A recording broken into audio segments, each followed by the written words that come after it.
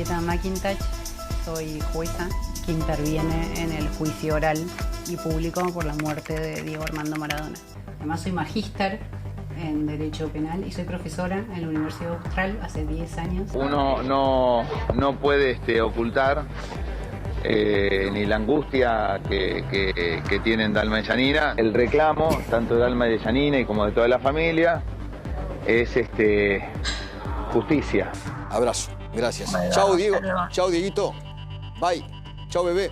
Quiere conocer a Milei. Es fanático de Milei. Si su padre viviera no lo podría creer, ¿no? Yo no sé si le hubiese gustado o no a Milei. No sé. Tengo dudas. Hoy estoy de vuelta acá cumpliendo el sueño que tanto quería y nada, con mucho amor de volver a vestir esta camiseta, feliz de estar otra vez acá.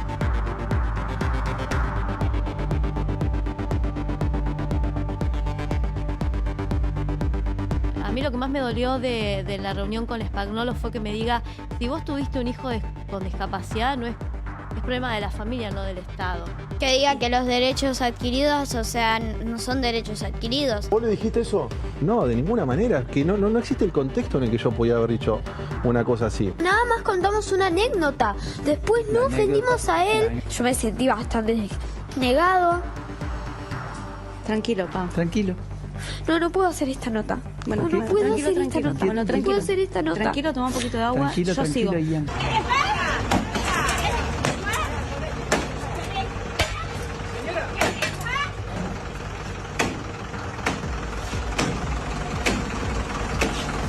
Consultarte por los dichos de Darín. Se armó mucho revuelo esta semana sobre las empanadas. Estamos en una época tan corta, tan chata en las conversaciones. Creo que hay cosas que importan mucho más, ¿no? Garrahan, digo, por tirar.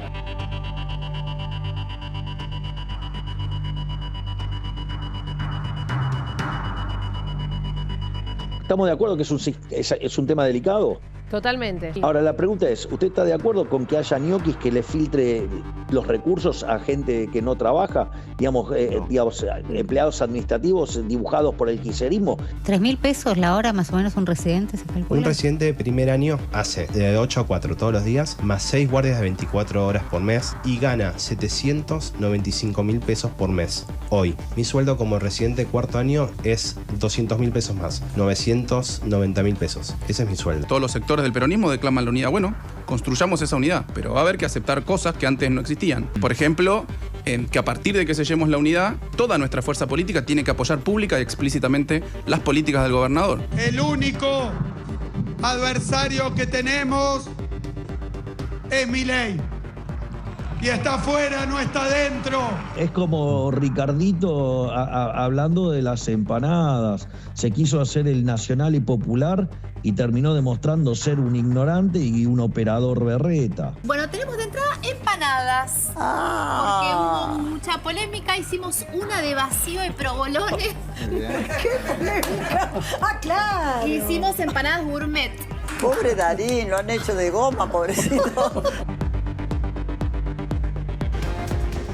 Buenas noches, ¿cómo están? Bienvenidos a otro domingo de Opinión Pública. Creímos que ya había terminado la polémica con las empanadas, la verdad que nos pareció aburridísima porque no se trataba la cuestión de fondo, pero ya que la trajo Mirta Legrand diciendo lo hicieron de goma al pobre Darín, a quien le mandamos un beso enorme. Me encantó la nota de Roa de Clarín, creo que fue de ayer, que contaba respecto de que, bueno, lo atendieron un poco a Ricardo Darín por lo que dijo y por cuánto valía la docena de empanadas.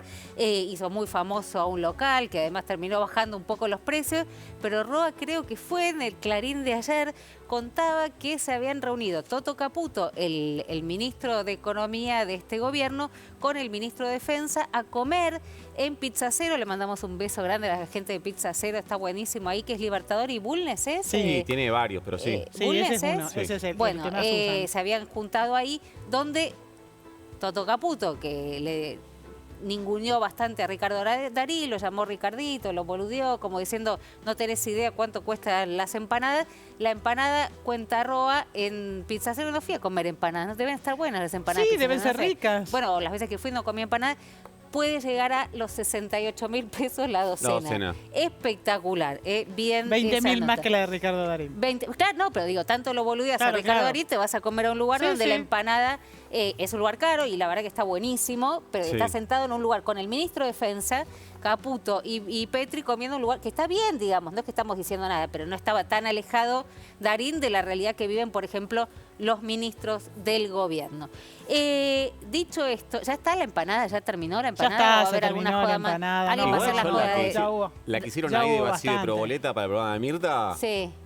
Si quiere media docena, manden. Si quiere mandar, sí, le podemos pedir. Sí, a esta hora hablar de empanadas es altamente Jimena. peligroso. Bien, para mí, punto, ya está, terminó la historia y vayamos a la cuestión de fondo. A ver, una vez más, tratamos de ordenarnos domingo a la noche, empezó el frío, la verdad que estamos todos algo agotados. La semana, veíamos un pequeño resumen de la semana y parece que en realidad venimos hablando de los últimos 12 meses. No, pasó en estos últimos días todo lo que estaban viendo. Pero hay que volver a ordenar los hechos y las interpretaciones, una vez más, ¿no? Me parece que todos tenemos que ponernos una remera de Carlos Fait, ¿no? Es bueno, juez de la Corte, fallecido, que dijo, los hechos son sagrados, las interpretaciones libres. Bueno, acá todo el mundo interpreta y a nadie parece importarle los hechos. Vamos a los hechos, cortitos, sin mucho lugar, no debería haber mucho margen para ninguna discusión. Yo te digo un hecho, el agua, ¿le puedo tocar y después tomar? No sé. El agua, venís, dame la mano, ¿qué hace? Moja. Sí. ¿Te moja? Sí. Te moja. Agua, moja, Qué moja. raro. El agua moja. ¿A dónde va después, esto? No, bueno, pero no, yo no me lo voy a tomar. Me lo tomo en mi mano. Pero después podemos discutir, no me gusta que esté mojada. Vos podés decir está más tibia, vos podés decir, no, la verdad que me congelaste. Pero el agua moja. Vamos a tener que volver a explicar y volver a insistir en verdades que son muy básicas. El agua moja. Bueno, a ver, 797.000 pesos gana, vamos a ver si aceptan o no el aumento, hoy un residente del Hospital Pediátrico Garrahan. Me han escuchado de todo sobre el Garrahan, sobre todo cosas muy buenas, ¿no? Hospital pediátrico de referencia en toda Latinoamérica, los mejores profesionales, enfermedades que no te tratarían en ningún otro lugar, las tratan en el Garrahan. Bien, 797.000 pesos se lleva hoy un residente Aclaremos, del Romy, que un Garrahan. residente es un médico recibido que está ejerciendo, no es un aprendiz, no es alguien que está haciendo una práctica. No está haciendo una pasantía, es un médico. En el caso son pediatras, trabajadoras sociales, bioquímicos, los residentes. En el caso de un residente de pediatría, 7 años, más la especialización, más la diplomatura, 797.000 pesos. Lo que yo me pregunto es lo siguiente, frente a 1.110.063 que hoy está la canasta básica, si contás una familia de 4 personas, fuente INDEC, una canasta básica, 4 personas sin alquilar. ¿Cuánto más hay que discutir? Porque el presidente de la Nación vuelve a hablar del kirchnerismo, de los psicópatas. Yo no termino de entender, ¿dónde se está politizando? ¿Cómo politizas este número? 797.000 pesos. Explícame cómo lo politizás, porque no lo entiendo. El presidente parece que sí, decía lo siguiente. La situación la han politizado. Nosotros La de lo que Garrahan estamos haciendo, claro, lo que nosotros estamos atacando es a aquellos, digamos, o sea, vamos a hacer así. Sí.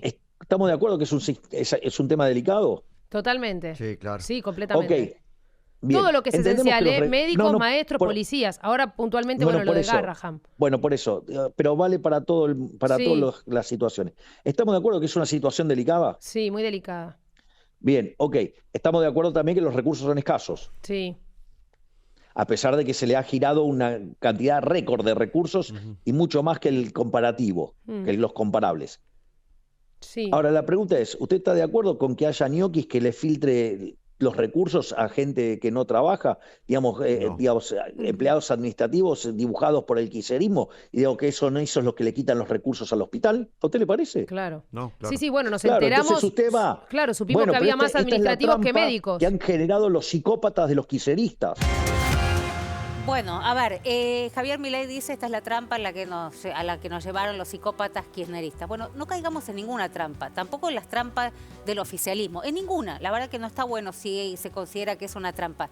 Ahora, ¿cuál es el modus operandi que tiene este gobierno y a lo que le queremos prestar mucha atención? Y creo que toda la opinión pública le está prestando atención esta semana. Hay una forma de proceder que tiene que ver con lo siguiente. Primero, demonizan antes de demoler, ¿no? Primero demonizan y después barren para tener cierto aval y cierto apoyo de la opinión pública.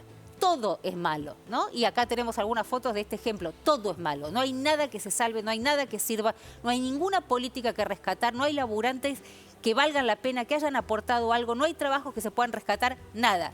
Pasó con el INADI, pasó con TELAM, pasó con el Ministerio de la Mujer, nada, absolutamente nada. Arrasan, demonizan y le pasan la topadora. Demonizan y le pasan la topadora. Ahí tenés algunos de los ejemplos en los cuales esto funcionó y funcionó muy bien para el gobierno. El problema es que queda detrás. Y te doy un ejemplo bastante fácil y doméstico, pero esto es como si tus hijos o no sé, tus sobrinos tienen piojos y vos le quemás el pelo entero. En algún momento se usaba, ¿no? Se les ponía queroseno, se quemaba todo. Sí, piojos no va a haber, no va a quedar más nada tampoco. Acá no se toman el trabajo, ya que les gusta tanto mandar a trabajar a otros o cuestionar la voluntad de trabajo de otros llamando a todo el mundo vago. Por ahí la gente no trabaja por otra cuestión. ¿Por qué no se toman el trabajo de pasar el peine fino? Es un embole, es un trabajo tremendo. Tenés que ir buscando y lo que no sirve lo sacás. ¿Quién va a estar acompañando una caterva de ladrones que viven de la teta del Estado? Nadie. Los propios trabajadores van a ser los primeros que van a decir, che, conmigo no cuenten para esto. Ahora, es un trabajo, es verdad, hay que decirle al gobierno. Es un trabajo ponerse a ver, pasar el peine fino, ni siquiera digo el bisturí, el peine fino, no. Te tiran queroseno y queman, y se quema todo con eso. Y además, Romy, después vamos a hablar de casos de qué sectores políticos están usando los sueldos de sus propios funcionarios y militantes para financiarse. Qué partido lo está haciendo, lo vamos a contar en el transcurso de este programa. Pero lo interesante acá es que primero el dato es falso, que lo que hicieron fue contemplar que todo aquel personal no médico es administrativo. Nunca fueron a un hospital, primer dato. Y segundo dato, vos no podés hablar como si fueses un observador de la realidad si sos el Estado. Si vos efectivamente detectás que tenés no sé cuántos ñoquis en el Garrahan, bueno, lo gestionás vos. O sea, ¿cómo puede ser que vos hables de esto una vez que te explota el bolonqui salarial? Yo no voy a tener mucho, digamos, no creo que me salga, pero voy a intentar no discutir que el agua moja, digamos, son 797.000 pesos, laburan entre 70 y 80 horas, son médicos, tienen matrícula, o bioquímicos o trabajadoras sociales. Después, por supuesto, vamos a hablar, van a venir trabajadores del Garrahan esta noche, vamos a estar hablando con los médicos, con las enfermeras, con los que están con los chicos, pero no podemos discutir todo. Hay algo en lo que una cosa en la que nos pongamos de acuerdo. 797.000 pesos, ¿es poca plata? ¿Es un sueldo de miseria? Es. Voy a hacer este ejercicio, van a ver que no me va a salir. Perdón si les hago lío, pero voy a aprovechar a los invitados medio segundo, ya me voy con Fernando Iglesias, diputado del PRO. Simplemente antes, para hacer el ejercicio, 797.000 pesos un residente. ¿Hay margen para discutir algo? No, no hay margen para discutir algo de que los sueldos son bajísimos en toda la Argentina, los de los residentes y no solo del Garrahan son bajísimos en toda la Argentina, y es porque somos un país pobre después de haber tenido 20 años de una oportunidad que otros países han aprovechado. Perfecto, pero hasta acá llegamos nosotros 4 a este consenso. La discusión es cómo se sube. Bueno, 797.000 pesos es un sueldo de hambre para un médico. Y las jubilaciones básicas mínimas son... Bien, pero quedémonos con uno. 797.000 es bajo. A vos que te gustan los datos, ¿tenés idea del presupuesto del Garrahan de la última gestión, la de Alberto Fernández y la del 24? No, pero ves que no, pero es un punto central, porque si el gobierno destina más recursos y los recursos no llegan a los médicos, alguna explicación hay. Está bien. En el 2024, perdóname, Fernando, Romina, te preguntaba si sin peros podemos llegar a un consenso y la respuesta es no. Consenso está claro que sí, es que los sueldos son bajos en toda la Argentina, especialmente los de los médicos son vergonzosos, es un sueldo vergonzoso. La discusión es por qué son así y por lo tanto qué hacemos para subirlos. Esa es la discusión. Bien. Más o menos. Sigo el Hemos logrado más que en muchos lugares, entre ellos el Congreso de la Nación. Quiero decirte. Sí, es verdad. Sí. Duclos volvió, en este caso, muy enojado estuvo esta semana.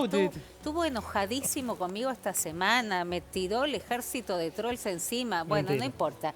Escuchame una cosa. ¿Cómo estás? Gracias por haber venido. En este programa existe el derecho a réplica. Nos parece que es un sano ejercicio del periodismo, así que vas a poder decir lo que quieras. Pero quería hacer este breve ejercicio, a ver si podemos llegar a un consenso. 797.000 pesos para un residente que trabaja entre 70 y 80 horas semanales en el Hospital Garrahan. ¿Es un sueldo de miseria?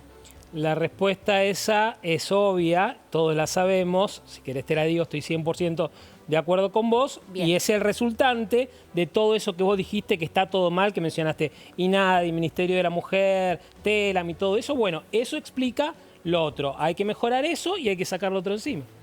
¿Lo otro qué sería? Todas las cosas que vos dijiste dicen que está todo mal y menciona como por ejemplo TELAM, como por ejemplo el Ministerio de la Mujer o como por ejemplo INADI, no tiene, según la perspectiva de este gobierno y de los que votamos este gobierno, no tiene que haber agencias de noticias estatales, no tiene que haber un ministerio que no sirve para nada, y tampoco una oficina, una agencia que sirva para perseguir a nadie. Los recursos en casos. Pero sí un Garrahan. Bueno, eso está fuera de discusión. Pero cuando vos quieras saber por qué son pobres los médicos, fíjate que tenía lo otro. No te lo pregunté en Chicana, te pregunto si sí, porque es un hospital público. Es un hospital prestigioso que hay que mejorar, pero lógicamente hay que poner la lupa a ver cómo es que se mejora desde la lógica y no del voluntarismo ni de la mentira. Bien, creí que podíamos llegar como un consenso absoluto, pero si veo que no. Romina, si vos metés en la misma...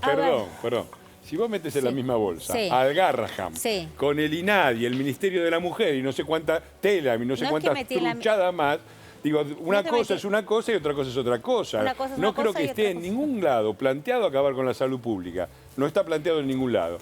Sí, acabar con los nidos de corrupción y de inutilidad absoluta. Pero ni nadie en una agencia de persecución. Espera un minuto, Nico, espera un minuto. Sí. ¿No te parece que hay que pasar el peine fino y que el gobierno de una manera muy ramplona dice vamos a pasar la motosierra, y el riesgo de la motosierra es que estás pasando por encima y llevándote puestas políticas que tal vez funcionen, empleados que tal vez laburen bien, recursos que costaron mucho sostener y hacer crecer? Muy bien, perfecto.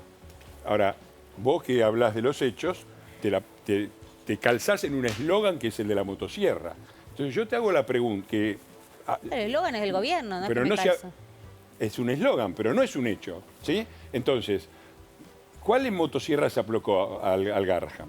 El presupuesto del 2024 es 10% superior, descontando la inflación, al que puso el Gobierno Nacional y Popular de Alberto, mientras todos cantaban la marcha peronista, ¿sí? Entonces, cuando el gobierno de Alberto deja un presupuesto y todo el mundo está contento y el Garrahan no es un problema, y el presidente que lo sigue mete el presupuesto más la inflación más 10% y resulta que pasa a la motosierra. Entonces, ¿miramos los hechos o miramos los eslogans? Y si vos decís peine fino, yo estoy a favor. ¿Sabés cuál es el peine fino para el Garrahan? ¿Cuál es? Los lectores digitales de presentismo. Ahí tenés un peine fino para ver quién labura y quién es un ñoqui. Y eso es lo que está haciendo el gobierno y lo que quería hacer. Casualmente, cuando están poniendo y organizando para poner el peine fino, que es el digital, que muestra si vos estás en tu trabajo o no estás en tu trabajo, salta todo esto. ¿Viste? Está muy cantadita la cosa, ¿no? Ahora, vos decís que están trabajando a favor de voltear la idea del gobierno de hacer más eficiente el Garrahan y que, espera, Fernando, pero yo te estoy escuchando y de esto tendría que inferir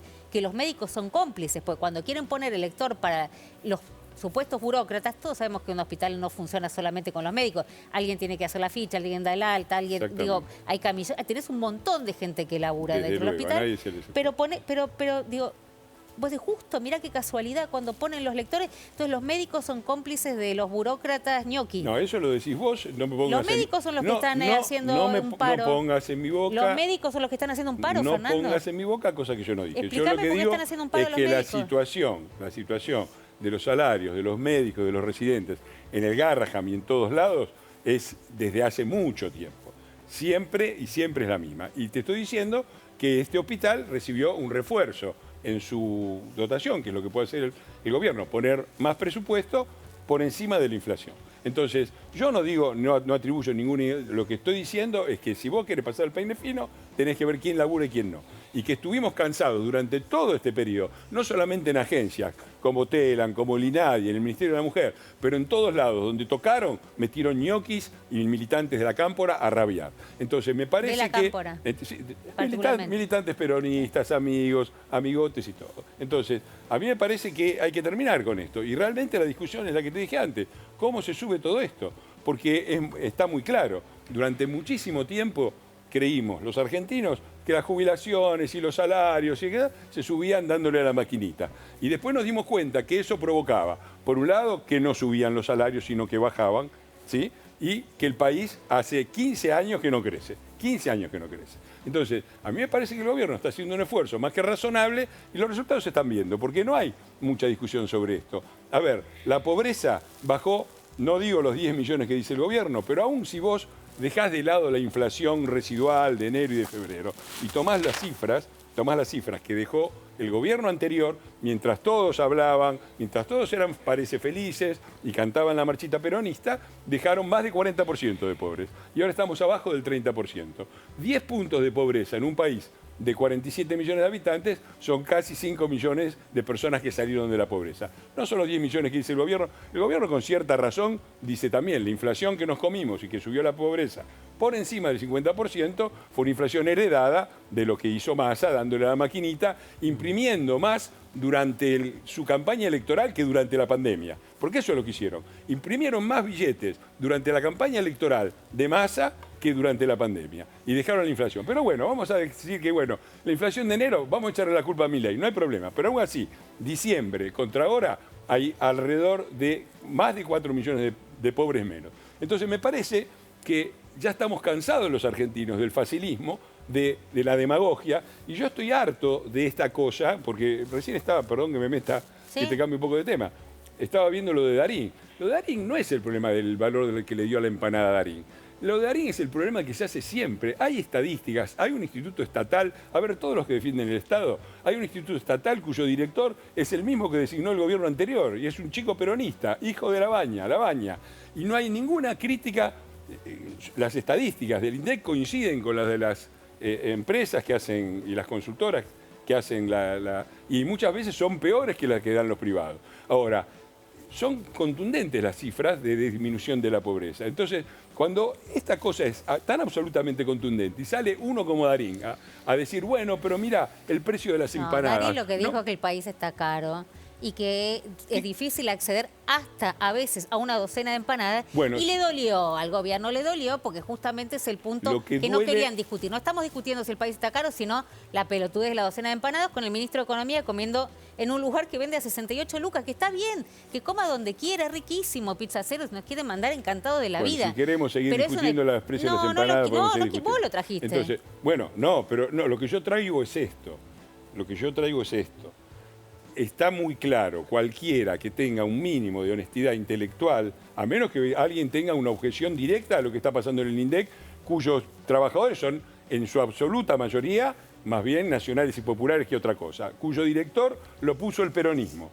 Y las cifras son contundentes, hay una baja drástica de la pobreza. Dijeron que iba a haber recesión, el INDEC te dice 8% de crecimiento interanual.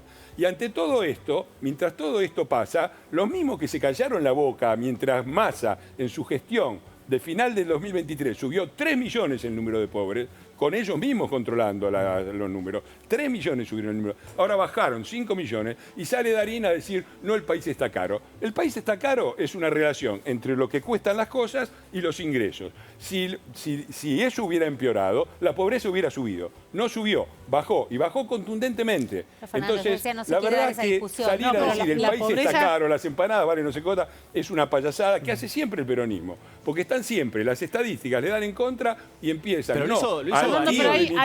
Fernando, lo hizo Darín, no el peronismo. ¿Vos que Darín es peronista? No sabía. Darín es un típico coreano. Tenés cuidado con lo que vas a decir porque te vas a meter con una vaca sagrada. A mí no me digas, cuidado, yo a ver, con Darín ya me metí, con la bendita película vergonzosa de Argentina 1985. Ya me metí con Darín. Una película vergonzosa en la que desde que empieza la película hasta que termina la película, el peronismo es defensor de los derechos humanos y los radicales son unos transeros. Y Alfonsín es un transero, y Trócoli es un transero, y los héroes, ¿quiénes son? ¿Quiénes son?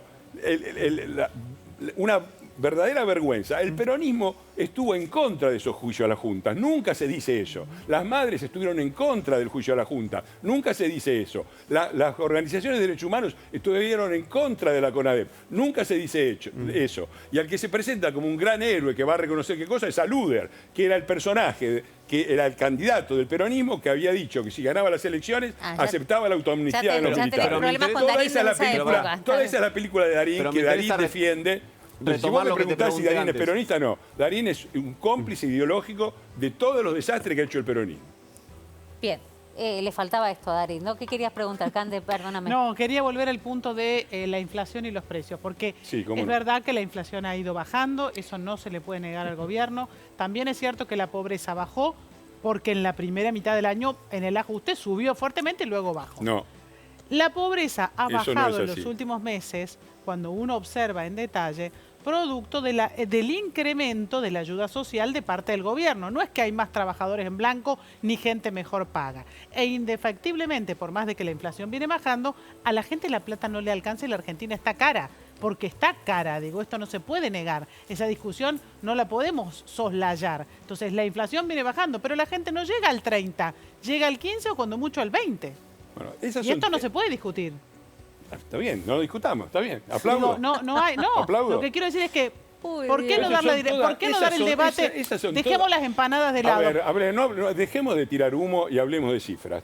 La pobreza que dejó el gobierno anterior fue del 40%, 41 y algo por ciento, 41,2, si no me acuerdo más. Sí, llegó a más del 52%. Sí, por supuesto, porque hicieron, como te dije antes, imprimieron 2 bases monetarias para bancar la campaña electoral de Massa. Y ni así ganaron, porque habían hecho un gobierno tan horrible que ni imprimiendo 2 bases monetarias y llenándole los bolsillos a la gente, ni así la pudieron ganar. Eso está claro. Usted se refiere al efecto arrastre. ¿Puedo terminar? Sí. Entonces, en enero y en febrero hubo inflación altísima producto del arrastre de lo que habían impreso. Y la pobreza, creo que dio 25 y 19, si no me acuerdo mal. Y la pobreza se fue de 41 a 50, a 52. Perfecto. Pero si vos, inclusive lo que acabo de explicar, si no tomas en cuenta eso, la pobreza bajó del 41 que habían dejado al punto actual que está abajo del 30. Entonces, no hay una discusión. Decir en el medio de eso que la Argentina está cara, ¿qué quiere decir que está cara? Que han subido los precios más que los ingresos. Bueno, no pasó eso. Pasó exactamente lo contrario, por eso bajó la pobreza. Y el gobierno tiene toda la razón del mundo en atacar la inflación, porque ha sido la inflación. Hay que parar de decir, acá, si vos le preguntás en general cuáles son los problemas de la pobreza en Argentina, te voy a decir los ajustes liberales y no sé cuántas idioteces. Igual, el problema de la Argentina, de la pobreza, no hay más que agarrar las cifras y verlo, ha sido la inflación. Claro, por eso los salarios en marzo, sin irnos más lejos, subieron solo el 3% y la inflación 3,7%. Todos los saltos de la pobreza en la Argentina están directamente correlacionados con la inflación. Con la hiperinflación de Alfonsín, con la hiperinflación de Menem, con la inflación de Duhalde, que fue de 0 a 40% a 41% en un año. ¿Sabés cuánto metió Duhalde de aumento de salarios y jubilaciones? De los muchachos que ahora se hacen los peronistas, que se hacen los sensibles sociales y andan llorando por los canales de televisión, metieron para corregir una distorsión económica que era mucho menor en el 2001 que la que tuvo que enfrentar Milei, llevaron la inflación de 0 a 41%, salarios y jubilaciones 2%. 39 puntos le sacaron en un mes. Y la pobreza se fue del 38 a 57. Mientras la CGT y todos los peronistas cantaban la marcha peronista. Y ahora andan llorando en los canales de televisión cuando la pobreza baja. Y diciendo el precio de las empanadas. Los peronistas y sus cómplices. Déjense de embromar. Hay una pequeña aclaración. No está bajo el 30 la pobreza. No, ni de casualidad. Está en 38,1 según 12 metros 24. Sí, sí. O sea, está 3 puntos por debajo de lo que dejó el gobierno de Alberto Fernández. Claro. Está tomando el último dato del INDEC. Si vos seguís con los que hubo en los otros meses, está un poco estaba alrededor del 30. Estoy tomando el dato de INDEC. Bueno, el último dato de INDEC que conocemos. Ok, poné lo que vos quieras. Así nos ponemos de acuerdo en la fuente. Está bien, no hay problema. Y la relación salarios. Te pregunto, ¿bajó o subió la pobreza? Entonces, la pobreza está más baja que la que heredó el gobierno de Javier Milei, sí. Claro. Está más baja, bajó la pobreza. No, bueno, entonces, por favor, cortémosla, porque hacen siempre lo mismo. Que el precio de las empanadas, que el primo de mi tío del coso perdió el laburo en la fábrica. No, bueno, pero este dato que yo le voy a dar un minutito. 6% es la desocupación en Argentina, 6%. Y por supuesto que hay mucho que hacer. Es cierto que en gran parte hay un déficit de creación de trabajo, pero la verdad, el país está creciendo al 8% interanual. Cuando decían que la única forma de bajar la inflación era con la recesión. Y se venía la recesión. Y venían con la pipa, la NAI, la no sé qué, la L y no sé cuánto. 8% de crecimiento interanual. La verdad es que es un pequeño milagro, que esperemos que dure. Te quiero llevar a otro tema. Fernando, vos recién agregaste cuando Romina te preguntó por el sueldo de los trabajadores y trabajadoras de Garrahan, hablaste de las jubilaciones.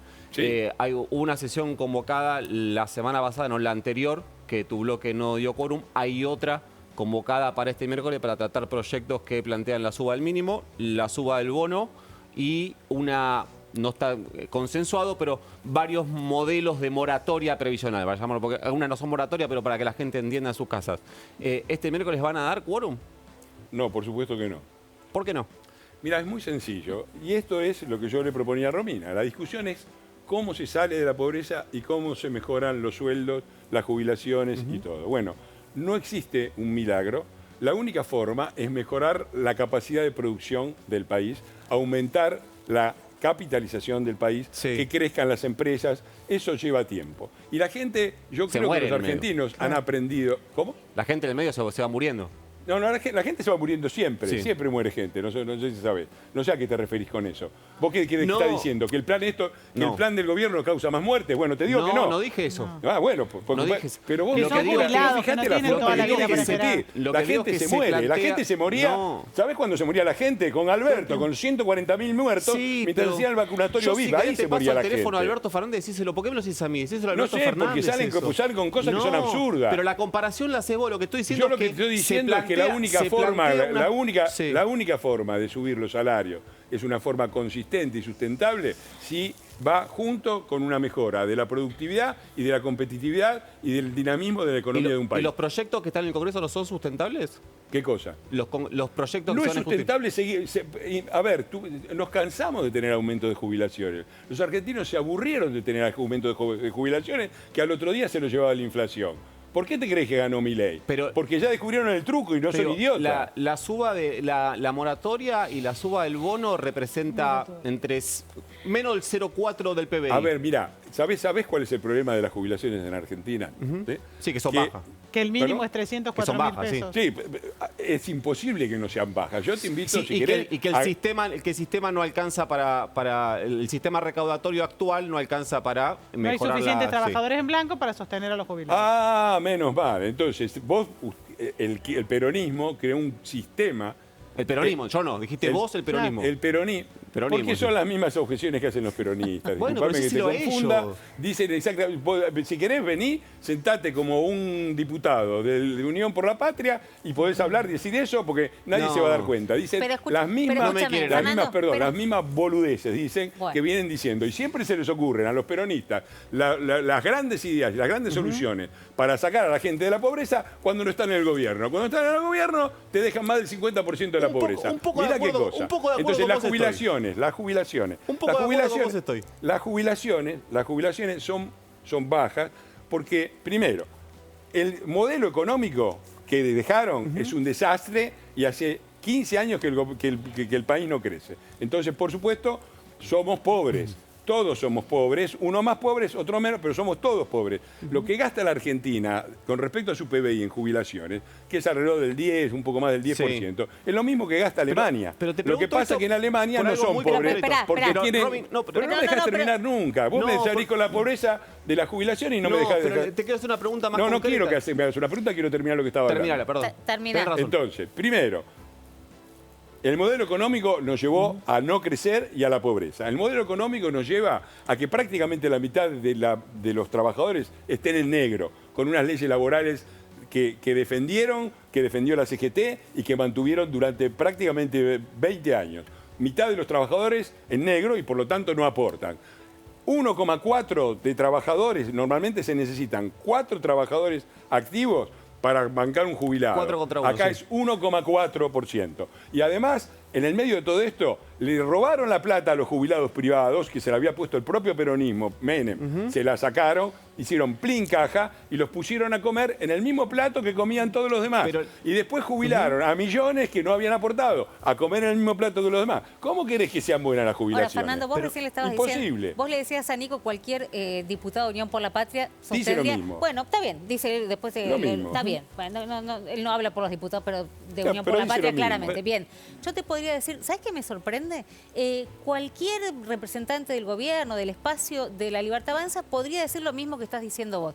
La pregunta es, para los que están mirando domingo a la noche, ¿cuál es hoy la diferencia, entre un diputado del PRO y un diputado de la Libertad Avanza? Te sientan a vos mañana, te escuchan, si yo abajo del graph pondría, te conocen todos, ¿no? Y sabemos los años que tenés en el PRO, pero Fernando Iglesias, diputado de la Libertad Avanza, y pasa. A nadie le haría ruido, porque el discurso es el mismo. Bueno, en todo el aspecto económico, el PRO ha bancado sistemáticamente al gobierno y estamos muy contentos de haberlo hecho porque creemos, es decir, en todo lo que fuera el programa económico, no yo, sino que todo mi bloque ha apoyado sistemáticamente este gobierno. Creemos que el rumbo económico es el rumbo justo y, por supuesto, lo apoyamos. Entonces, no veo ninguna contradicción. Entonces, la alianza o la adquisición hostil o no sé en qué términos hoy puede negociar el PRO, ¿a vos te parece que está bien, digamos, que es el camino a mí me parece, y lo dije antes de que vinieran las elecciones, que era un error ir separados. Y lo dije antes de que sucediera todo lo que sucedió, que era previsible. Cuando vos en la ciudad de Buenos Aires... Tenemos el mapa de la ciudad, a ver, para ponerlo, sí, cómo le fue al PRO, dale. Ahí está, mirá cómo fueron perdiendo, Fernando, es muy impresionante, ¿no? Bueno, efectivamente. Mirá, pero digo, uno lo vuelve a ver, después amarillo, amarillo, amarillo y un poquito de celeste y terminás teniendo violeta y todo celeste. No sé dónde hay un amarillo, hay nada. Efectivamente. Ahora, en estas condiciones, ¿cómo te sentás a negociar? Porque Milei dice, le gané a Macri, le gané al PRO, independientemente de la banca por la legislatura porteña, le gané a Macri, le gané al PRO, nos sentamos a negociar. Él se sienta a poner las condiciones, no veo mucho margen para negociar. Yo creo que se cometió un error de ambas partes de no ir juntos. Me parece que lo central en esto no es ni el interés de la Libertad Avanza ni el del PRO. El interés central es el del país. Y el país todavía, a pesar de que el plan de gobierno y el plan económico en particular creo que van muy bien, estamos todavía en terapia. No estamos como estábamos antes, con pronóstico reservado, porque todos nos daban por muertos en una hiperinflación, en un corralón, en lo que fuera. Zafamos de esa, no tenemos pronóstico reservado, pero estamos todavía en terapia intensiva. Pero hay entonces creo que se debería haber priorizado de ambas partes un acuerdo para ir juntos, porque el PRO y la Libertad Avanza se necesitan. El PRO para gobernar la ciudad necesita del apoyo de la Libertad Avanza. Y la Libertad Avanza para gobernar en el país necesita el apoyo del PRO. Entonces yo creo que fue un error, ahí están las consecuencias del error, espero que no se repita y que no estemos de un lado y del otro discutiendo entre nosotros cuando está claro que los que tienen un modelo de país completamente diferente son el peronismo y sus secuaces. Entonces, me parece que hay que focalizar ahí y no en la polémica interna. La única oposición que tiene el gobierno, entonces, es el peronismo. Probablemente sí, creo que los únicos que tienen un modelo que ya lo han puesto en práctica. A ver, desde el 2001 hasta ahora, si no me equivoco, pasaron 24 años, gobernó 4 Macri, todavía no lleva 2 Milei, así que casi 20 años gobernó el peronismo. Las consecuencias no hace falta decir cuáles fueron. Hoy digo, la oposición al gobierno de Milei, ¿vos tenés alguna objeción? Digo, uno podría decir, yo estoy de acuerdo en términos económicos, o estoy de acuerdo en la aplicación de lo que están pensando en la macro, o estoy de acuerdo, pero hay cuestiones que yo objeto. Vos no, vos decís, hoy si te voy a acompañar, acompañe. No. Yo he dicho públicamente, por ejemplo, que me oponía a la candidatura del hijo, para poner uno, y creo que desde el punto de vista institucional podría hacer muchas observaciones. Ahora, no me voy a poner a hacer observaciones. A ver si yo entiendo una cosa. Yo creo que el modelo de país al que aspira el PRO y al que aspira la Libertad Avanza son similares, son muy parecidos. Es el mismo. Por lo menos tenés que ir para ese lado, ¿viste? No estamos discutiendo. Vos estás en la Argentina. ¿Para dónde vas a agarrar? ¿Para Venezuela, como quiere el peronismo, o vas a agarrar para Europa o Estados Unidos? Bueno, ¿Vas a agarrar para Europa o para Estados Unidos? A algunos les gustará más Estados Unidos, a otros les gustará más Europa, a otros les gustará Alemania, pero Venezuela no. Entonces, tenemos enfrente unos muchachos que nos llevaban para Venezuela. Y eso que no les salió. Ahora, yo puedo objetar muchas cosas, inclusive en los temas de calidad institucional de este gobierno. Pero no tienen, este gobierno no tiene una ley de medios para romper toda la prensa. ¿Sí? A mí me pueden no gustar muchos de los tuits del presidente, pero no tienen una ley de medios para apropiarse de todo y para romper la libertad de prensa. A mí yo puedo estar en contra de la candidatura del hijo, lo he dicho públicamente, pero el kirchnerismo, el peronismo tenían una reforma judicial que paró la Corte Suprema, con la cual se terminaba la justicia en Argentina. Entonces yo no veo, repito, aún con diferencia. ¿Te resulta cómodo? ¿Está bien? No está mal. Yo estoy a favor. Estás muy cómodo. Sobre todo en lo que es la parte económica, estamos, no yo estoy cómodo. Nuestro bloque y nuestro partido están cómodos. El presidente de nuestro partido y la que en su momento era la candidata de nuestro partido llamaron a votar por Milei. Mi bloque, que es el bloque de PRO, ha votado las reformas de este gobierno y eso no nos impide hacer algunos señalamientos en las cosas que no estamos de acuerdo. Sí, igual señalamientos amables, digamos, ¿no? Bueno, yo estoy en contra. Porque se bancan todas, hay que bancarse. ¿Qué cosa? No sé, Jorge Macri les tira la mano en el Tedeum donde recibía el gobierno, le deja con la mano colgada. Me parece mal. Mal, me parece mal, pero también es cierto que los argentinos... Le dice a Macri llorón, lo maltrata, nos quejamos siempre, que el PRO está muerto. Los argentinos, está bien, nos quejamos siempre de los políticos hipócritas que ponen una cara y que sonrían, ¿no? Después, cuando aparece esto, a mí me parece mal. Mirá, yo conté el otro día... Pero auténtico, como decía Sabrina, ¿no dijo? No. Auténtico. Yo creo que está mal, porque ahí no es que está Milei frente a Jorge Macri. Ahí está el presidente de la Nación frente al jefe de gobierno. Y por lo tanto lo saluda. Yo tengo saludado a Aníbal Fernández. Sí. Era el jefe de gabinete, estábamos ahí, vino a dar un informe, estábamos los diputados reunidos, me dio la mano y yo le di la mano al jefe de gabinete, que lamentablemente era Aníbal Fernández, de quien yo pienso lo peor que puede hacer en este mundo. Porque priorizo lo institucional. A algunos le parecerá careta. A mí me parece que es así. Y por lo tanto no estoy de acuerdo en que no le haya dado la mano a Jorge Macri, pero bajémonos un poquitito. Siempre estamos, vos que querés hablar, arrancaste diciendo que querías hablar de los hechos y terminamos y le dio la mano. Es un hecho, pero es un hecho. No es un hecho. Los hechos es que está bajando. ¿Sabés cuáles son los hechos? Y por los cuales yo creo que este gobierno merece apoyo, aunque se pueda mantener la crítica, y está muy bien la crítica. No hay crítica, Fernando, no hay crítica de parte de evitó ustedes. la hiperinflación, bajó la pobreza, bajó la inflación, que son los grandes flagelos. Se terminó un Estado que estaba sistemáticamente del lado de los delincuentes y ahora tenés un Estado y fuerzas de seguridad que están del lado de las víctimas. Se terminó la complicidad con el narco. Los jubilados que no pisan ahora la vereda son delincuentes. Los artistas que estaban hoy abrazando el teatro no son delincuentes. No, delincuentes son todos los que agarraban la puerta giratoria, porque el peronismo ha tenido hasta la capacidad de votar por todas las impunidades. Hubo una ley para acabar con la puerta giratoria, estuvieron en contra. Hubo ficha limpia para acabar con la impunidad de los políticos corruptos, estuvieron en contra. El peronismo es cuando gobierna la mafia y cuando no gobierna el club del helicóptero y el partido de la impunidad. Bien, Fernando, vieron que la idea de llegar a un consenso nunca llegamos, estuvimos cerca. Nunca me sale, nunca. Lo intento para que todos tengamos un domingo más tranquilo, no me sale. Gracias igual por... Bueno, también... Tenía una difícil, ¿no? Fernando Iglesias, lo tengo a Duclos. Estaba difícil ponernos de acuerdo. Lamento romper por lo menos lo intentamos. Gracias. Lamento romper la armonía nacional. Gracias. Esto los va a sorprender, ¿eh? Supongo que tanto a Iglesias como a Duclos, pero parece ser... Primero quiero escuchar a Nico, algo me contó, me va a sorprender al aire, pero que la política tradicional está acostumbrada a los chanchullos de siempre y a quedarse tal vez con algunos pesos de trabajadores que tienen que aportar al partido, práctica espantosa y horrible, que por supuesto condenamos todos como la vieja política. Yo no puedo creer cuando Nicolás Fiorentino me dijo, guarda que me parece que hay un par de casos con la Libertad Avanza también.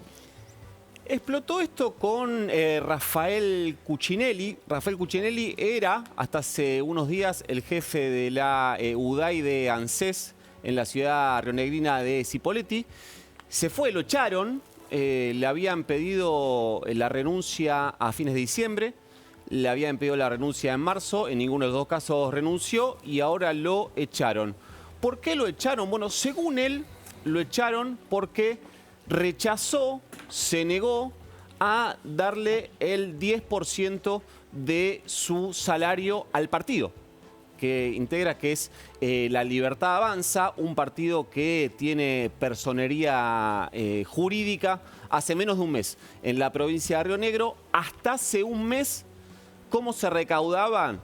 Bueno, las personas que trabajaban, que eran funcionarios en organismos públicos, que habían ingresado con la administración de La Libertad Avanza, tenían que darle el 10% de su salario, de su bolsillo, a la administración del partido. Vuelta, ¿cómo? Lo digo de vuelta, las personas que trabajaban en organismos públicos que habían ingresado, contratados como parte del desembarco de la administración de La Libertad Avanza en organismos públicos, como por ejemplo en este caso la ANSES, en la provincia de Río Negro, lo mismo va a pasar en el PAMI. Si vos sos funcionario y sos afiliado del partido, tenés que darle el 10% de tu salario al partido. Te pregunto cuánto voy a ganar. Vos me decís cuánto voy a ganar en ANSES, por ejemplo. Pero yo tengo que saber... Descontale un Diego. ¿Cómo? Descontale un Diego. No, pero esa es la vieja política.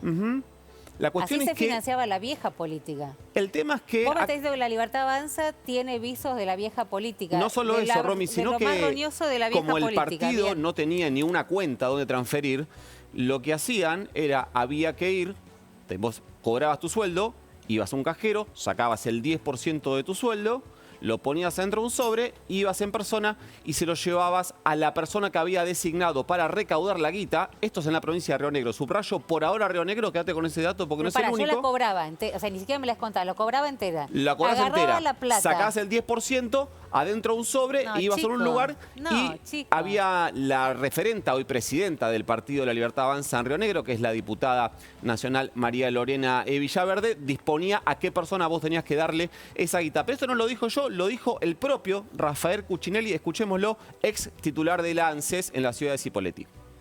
Cuando vos decís que había que hacer un aporte que no era voluntario, ¿vos en algún momento llegaste, en algún mes, algún sueldo, llegaste a hacer ese aporte? No. ¿Y las personas que sí lo hacían, cuál es el mecanismo? ¿Cómo lo hacían? ¿A dónde se los descontaban directamente? ¿Tenían que transferir alguna cuenta? ¿Había que ir a algún lugar con la plata? No, no había cuenta porque el partido no estaba reconocido en aquel momento, era por sobre. O sea, había que ir con un sobre y darle el 10%. O sea, vos te cobrabas el sueldo, sacabas tu plata, el 10% lo ponías en el sobre y se lo llevabas a alguien. Exacto. ¿A quién? No, algún que se designaba. Alguien que designaba la diputada Villaverde. El partido, sí. Clarísimo, ¿no? Bien. Y ahí el punto está, Romy, en que nosotros hemos tenido algún contacto con repito el nombre, quédense con ese nombre, la diputada Lorena Villaverde, actual presidenta de la Libertad Avanza en la provincia de Río Negro. Respondió algunos mensajes por WhatsApp, después los borró. No sabemos bien por qué, pero le preguntamos por alguna de estas cosas. Veamos algunas de las declaraciones que nos dejó cuando le preguntamos por qué lo habían echado a Cuccinelli. Dijo, no cumplía con su función como corresponde y sus valores éticos y morales no se ajustan a los de nuestro espacio político. Primera explicación, una explicación personal.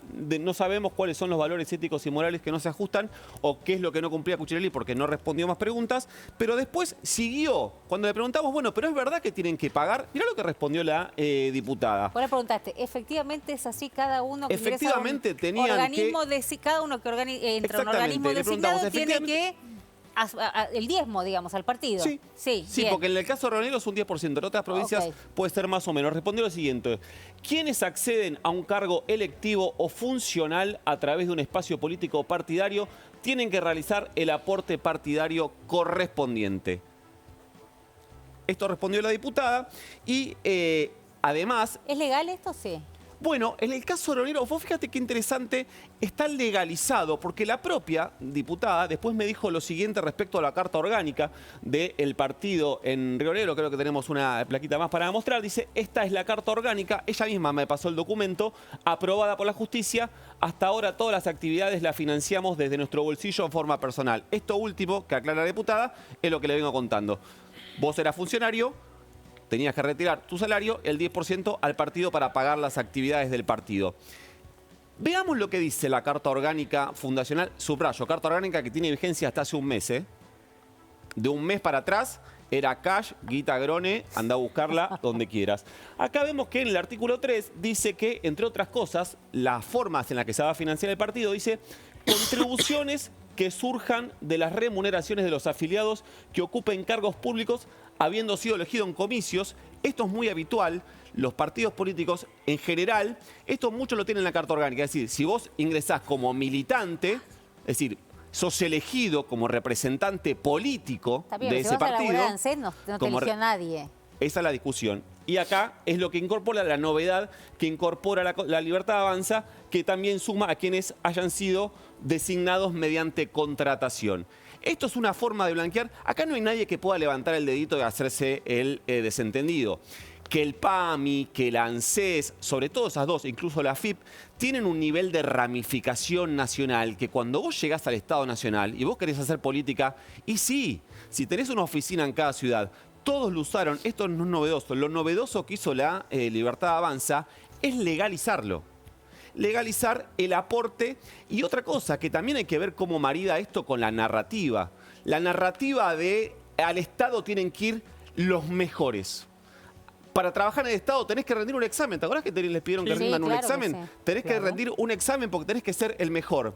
¿Tenés que ser el mejor o tenés que ser funcionario y militante de la Libertad Avanza?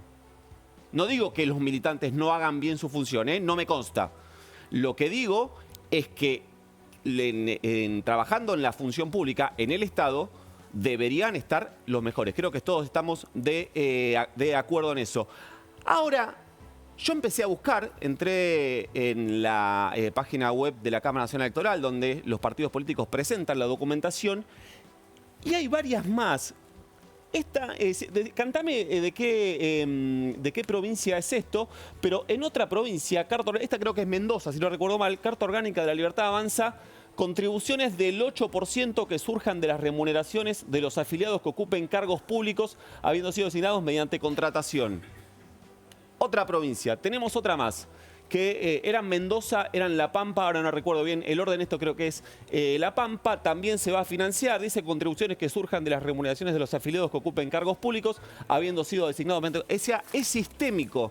La Libertad Avanza incorporó en su carta orgánica como partido que si vos sos funcio militante, la tenés que poner en tu bolsillo. Creo que nos queda una más para mostrar.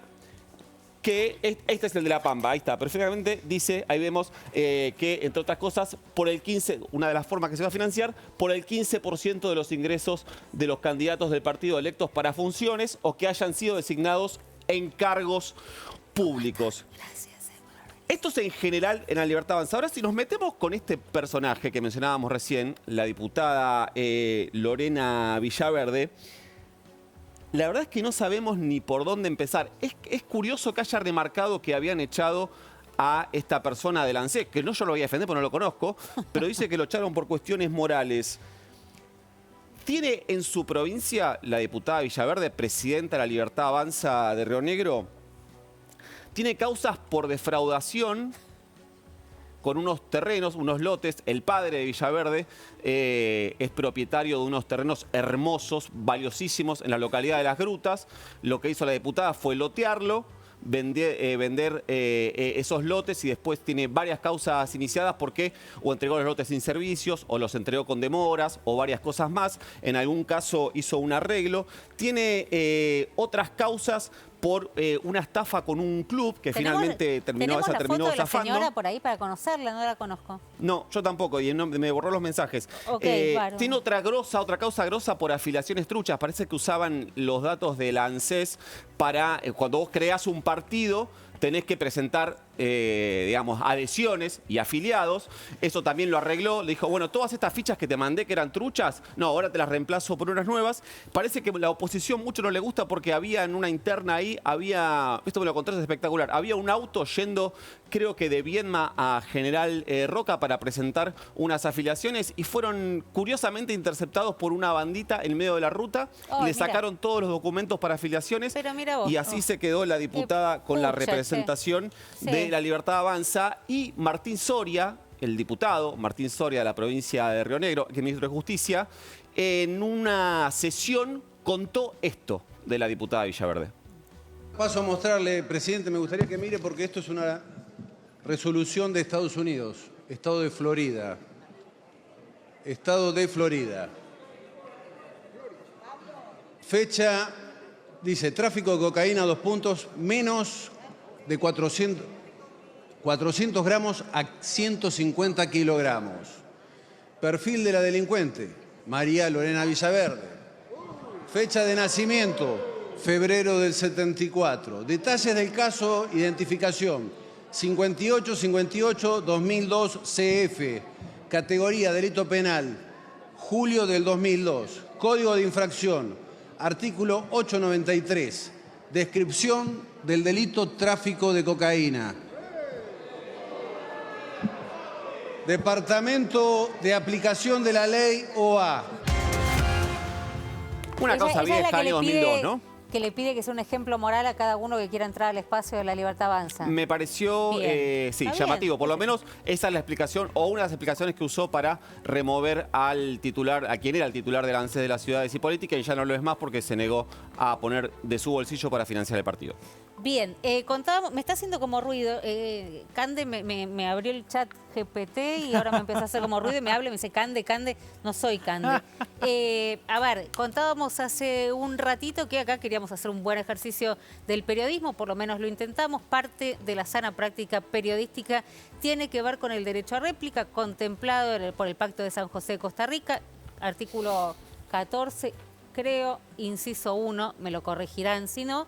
Marcelo Duclos, 14.1, bien. Derecho a réplica. Después de estar durante una semana muy insistente, no voy a usar la palabra hostigamiento porque no lo sentí de esa manera, pero muy insistente a través de las redes, vos, Márquez, el propio presidente Javier Milei le dio pie a la intervención que tuviste a lo que nosotros hacíamos en este programa, que ahora voy a contar, a decir no diamos suficiente a los periodistas. Esto tuvo que ver con que hicimos una especie de planteo acerca de quienes estaban en la carrera por la vocería cuando se vaya Manuel Adorni y quede ese lugar vacante. Ahí lo mostramos, lo contamos, bueno, contábamos quiénes estaban en carrera, cuáles eran los nombres que habían surgido para ocupar el lugar de Manuel Adorni, clave en lo que es el engranaje de La Libertad Avanza y la gestión de este gobierno.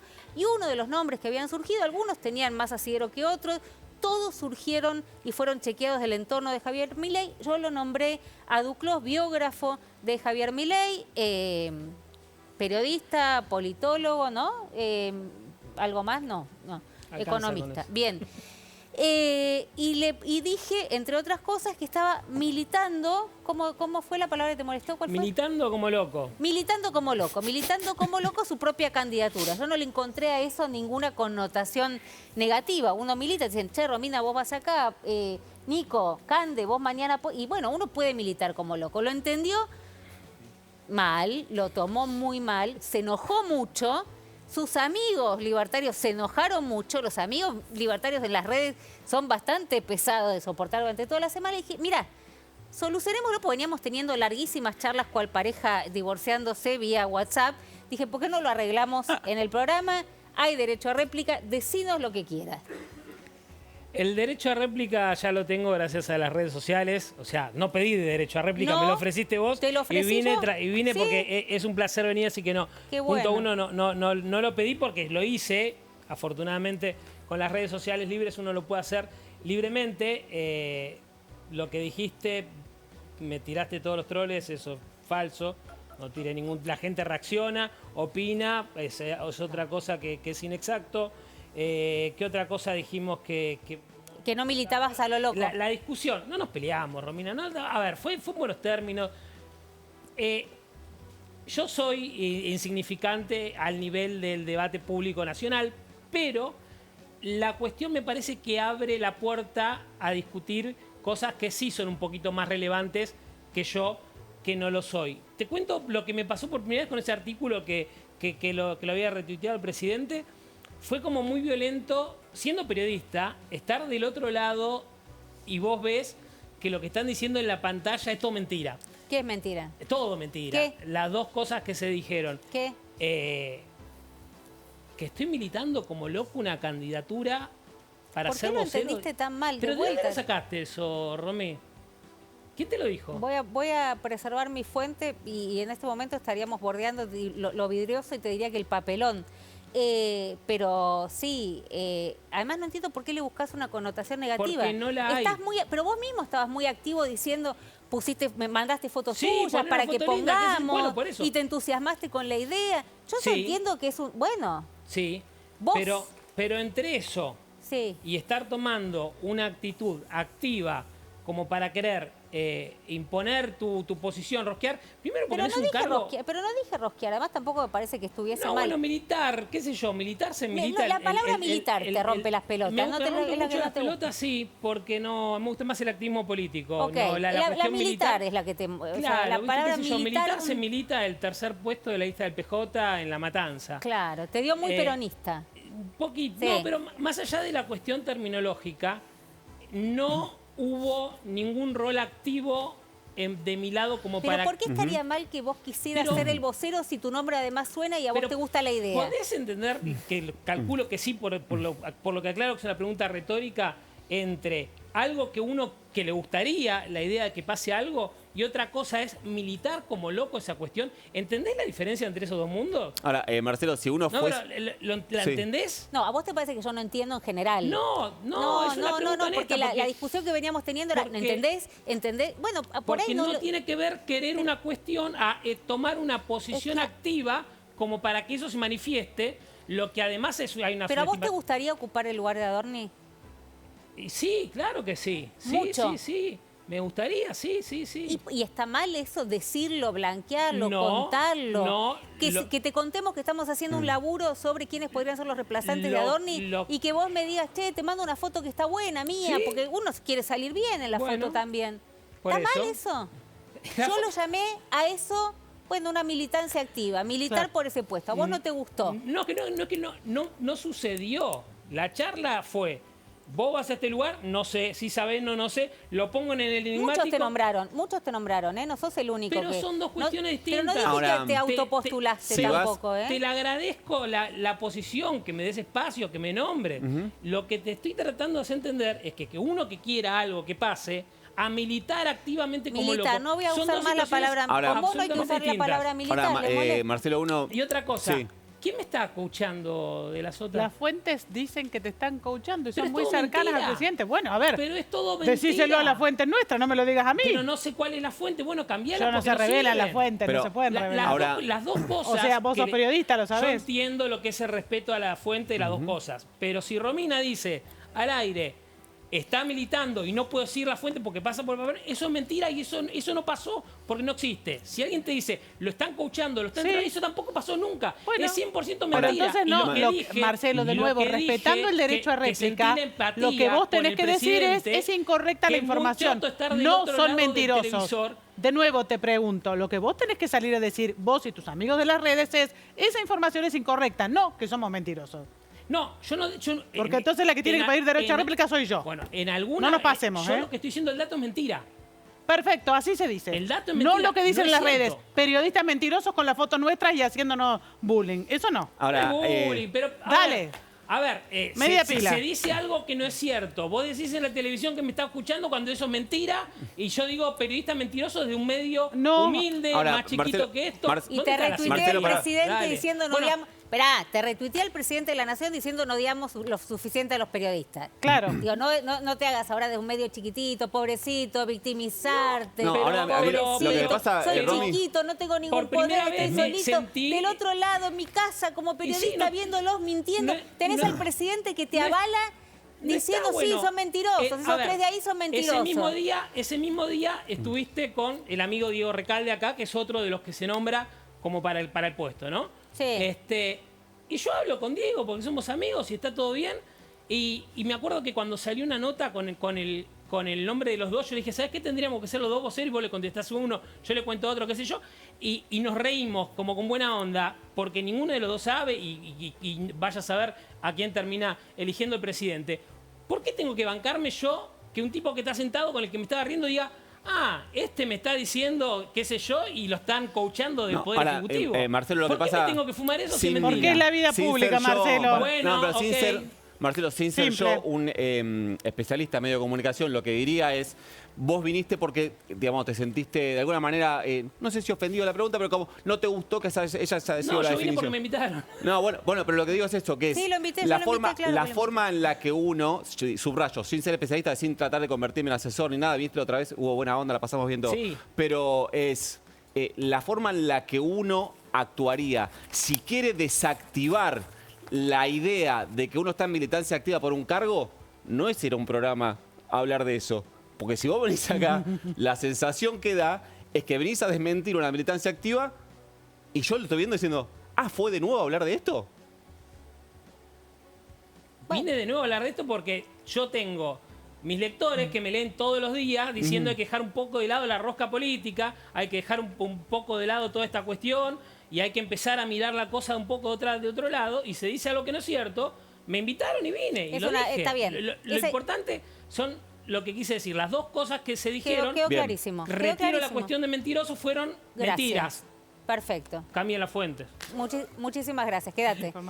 Marcelo, ya está acá Alejandro Berkovich, El país que quiere los dueños. ¿Dónde estamos? Ahí lo leí entero, Duclos entero, lo entendí, creo. No sé, ahora voy a ver. Le voy a preguntar a Barcos, pero creo que lo entendí. Y no tiene dibujitos, nada, tiene todas letras. Muy bien. ¿Por qué me dijo energúmeno? Porque no lo conozco yo. No, pará. No. Vino a presentar el libro, no a charlar con vos. Después le pregunto yo. Después le preguntas cualquier cosa. Garraham, así empezamos el programa y así queremos seguirlo con ustedes. ¿Se presentan, por favor? Hola, ¿Cómo estás? Buenas noches. Gracias por la invitación. Mi nombre es Mercedes Méndez. Soy licenciada en enfermería. Licenciada en enfermería. Yo soy Claudio Castaños, soy médico, soy el jefe de neumonología del Hospital Garraham. Mi nombre es Alejandro Lipkovich, soy trabajador administrativo en el hospital y soy delegado de la Junta Interna de Acta. Bien, hubo una propuesta para los residentes. Así parece que Así parece, nada concreto. Nada concreto una todavía. propuesta rarísima, no además, firmado. como por un Twitter, pareciera que ahora a partir de ahora se van a comunicar de esa manera, humana, con los trabajadores del Hospital Garraham, sin nombre, absolutamente sin nada. Abajo faltaba que diga viva la libertad, carajo, nada más. Pero la propuesta no llegó de llevar de 760.000 a 1.300.000. Sí, pero no hay. ¿Cómo? Hay un escrito que apareció en la red X, pero ninguna información oficial. No hay ninguna propuesta oficial, ni cuándo se va a efectivizar, ni nada de eso. Pero no lo llamaron del ministerio, el sueldo de los residentes los paga el ministerio. Sí. Eso es importante porque hace un rato vos tenías otro invitado que hablaba del presupuesto del Garraham con relación al sueldo de los residentes, cuando lo paga el Ministerio de la Nación, con lo cual acá hay una confusión deliberada por parte del gobierno que, como te están comentando, no convocó a nadie. Y otra cosa que nos parece importante que quede claro es que el conflicto es uno solo, pero tiene dos patas muy fuertes. Por un lado están residentes y después está más del 90% del personal del hospital, que estamos por fuera de cualquier anuncio, además de que este anuncio ni siquiera llega a concretarse como tal. Ahora, cuando La otra cosa que es falsa, perdóname, la otra cosa que es falsa, que empezó ahora por los lectores, ¿sí? Esto lleva desde el año pasado, desde fin del año pasado, o desde octubre del año pasado, estamos con el mismo reclamo, ¿sí? Porque Fernando Iglesias lo que dijo, el diputado del PRO, es que saltaron los médicos ahora a hacer manifestaciones cuando desde el gobierno se buscaba controlar a través de lectores el ingreso del personal y cuánto trabajaba. Es una mentira absoluta. Mira, acá está Alejandro Berkovich. Yo estuve hace 6 meses, más o menos, 5, en el programa de él que gentilmente me invitó, hablando específicamente de este mismo tema, y no había ningún lector todavía. Y la otra cosa que es falsa y que me parece que hay que aclararlo bastante mejor, y que incluso tus colegas también lo siguen repitiendo sin chequear las cosas, es la cantidad de empleados, ¿sí? El hospital tiene como 3 patas con respecto a los empleados. Una parte de logística, una parte de conducción y una parte asistencial. La parte de logística, solamente 450 empleados de los 900 que decía el señor Adorni y todos los que después retuitearon, son tramo administrativo, o sea, son secretarios o otras cosas. Después hay tramo profesional, o sea, hay arquitectos, hay ingenieros, hay técnicos, hay en el tramo técnicos, hay auxiliares. Y por otro lado, tampoco son 558 los médicos, ¿sí? La conducción, que yo pertenezco a la conducción intermedia, somos 580 médicos más.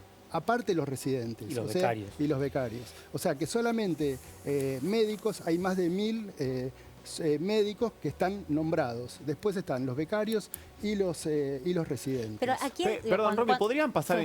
Porque me parece un dato... Yo sé que es obsceno tener que estar haciendo esto, pero estaría bueno que todos tengamos el dato claro este es el anuario del hospital del 2024, o sea que no tiene nada que ver con el gobierno anterior, sino que es con esta administración. Y acá están todos esos datos, ¿sí? Y esto es muy serio, porque lo dijo el vocero, estamos acostumbrados a que el vocero diga cualquier cosa, pero lo dijo la viceministra de Salud, lo dijo el presidente de la Nación, diciendo datos falsos sobre el principal hospital pediátrico del país. Pero a ver, lo que yo te quiero preguntar, y ahora la vamos a escuchar a la viceministra para que la gente entienda de qué estamos hablando, creo que muchos entienden y vienen acompañándolos, ¿dónde están los ñoquis que ponen los psicópatas? No me importa si es los psicópatas del kirchnerismo, del masismo, lo que quieras, digamos, llenarlo ahí, pero ¿dónde estarían esos ñoquis? ¿Y por qué creen que los médicos, que las enfermeras, que los que trabajan todo el día con los pibes en el Garrahan, avalarían? Digo, si hay ñoquis, los primeros que querrían que se vayan son ustedes. Mirá lo que decía la viceministra, a ver.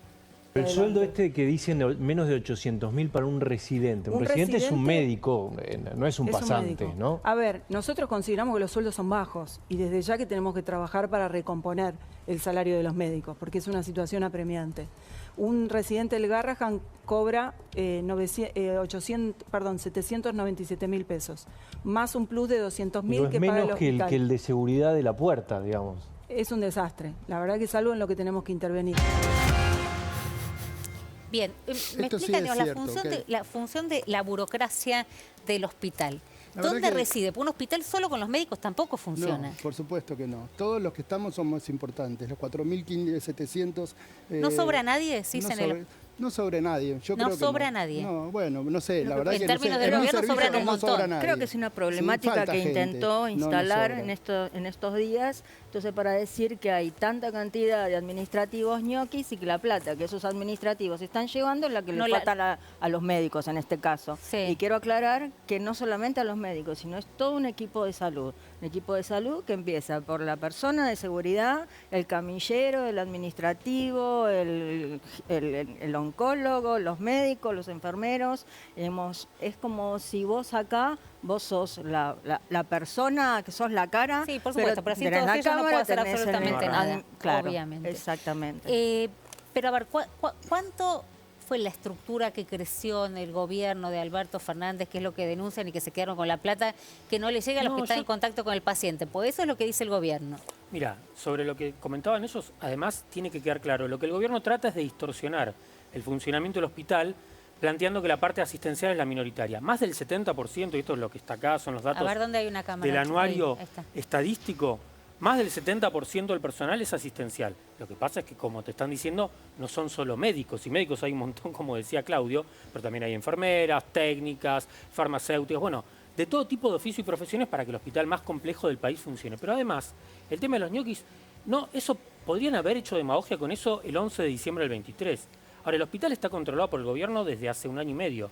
O sea que estaba lleno de ñoquis y ellos no hicieron nada. No es serio esto. Acá el hospital funciona porque somos un montón que todos los días vamos, cumplimos horario. Y como decía Mercedes, los reclamos no empezaron ahora. Ya había reclamos el año pasado y también tuvimos reclamos con otros gobiernos. El problema es cómo están tratando la salud pública, y hoy la salud pública está en terapia intensiva, y la forma de resolverlo es aumentar el presupuesto y, en primer lugar, recomponer los salarios de todos los trabajadores. Quiero entender algo respecto al salario, a ver si lo entendí bien. Los residentes, que representan un 10% total del personal, sí, menos incluso. Eso menos lo paga el Ministerio de Salud. Y el otro 90% sale del presupuesto de Garrahan. Sí. El salario de todas las personas que trabajan en el Garrahan, del 11 de diciembre de 2023 hasta acá, contra inflación, ¿cómo fue? No, perdió por goleada porque a nosotros nos están aplicando... Todos inefectivamente. Lo que depende del ministerio lo depende del presupuesto. Es la paritaria de empleados públicos del Estado Nacional que firman Milei y UPCN al 1% cada tantos meses. No, sí, ya la UPCN la conocemos. No de otro, mío. Yo en abril cobré más que en diciembre. En abril del 2024 cobré más que en diciembre del 2024.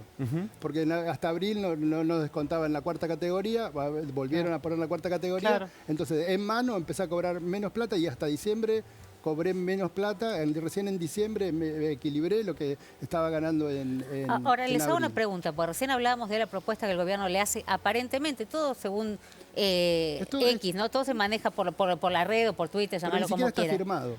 Perfecto, vamos a ver nadie sabe quién lo mandó eso. Vamos a ver qué es lo que pasa mañana. Aparentemente, digamos, terminarían dando un aumento importante, alrededor del 60%, un poco más, a los residentes. Con eso no se termina el conflicto, por lo que están planteando. Es una parte del conflicto. Es una pequeña parte de lo que es el Hospital Garrahan. Acá yo también traje el recibo de sueldo de una enfermera. A ver, contame, quiero saber cuántas horas y cuánto gana. Una enfermera en el Hospital Garrahan, que es de alta complejidad, trabaja 35 horas, ya es una jornada extendida, en otros lugares hay 6 horas, en el Garrahan no, son 7 horas. Gana en mano 1 millón de pesos, pero incluidas horas extras, o sea que en realidad deberían ser 950.000.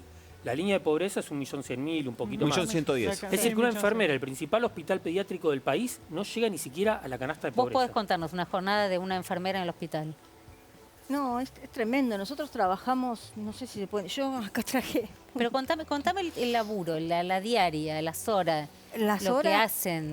Trabajamos todo el tiempo con la enfermedad y con la muerte de los niños y con el sufrimiento de los padres, con enfermedades graves, curando las heridas, controlando los síntomas, acompañando, calmando el dolor.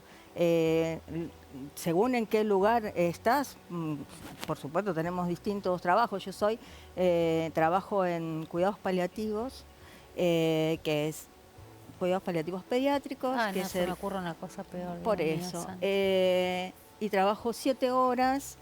Y es eso, es como trabajar.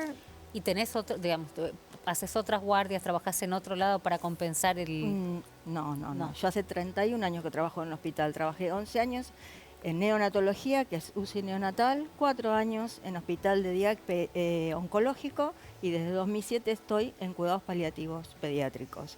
Y a pesar de eso casi no llego a la canasta básica. No Así llegás. que imagínate cómo están los compañeros de reciente ingreso. Y para llegar a eso tenés que formarte, tenés que tener posgrado, tenés que capacitarte. Eso generalmente Además, va todo por nuestra cuenta. Hay médicos residentes. Te preguntaba si hacías horas en otros hospitales o en otras clínicas. Contaba un médico residente el viernes, por ejemplo, que además de cubrir la cantidad de horas, pues todos tienen formación, tienen años de experiencia, es inversión que el Garra jamás en su propia gente, que hay muchos médicos residentes que cubren, por ejemplo, guardias en otras clínicas, hospitales, de y que enfermeros vuelven también. reventados, porque la verdad que la hora, el tiempo que... Un montón de enfermeros para también. tratar de poder llegar a fin de mes. Claro, pero el pluriempleo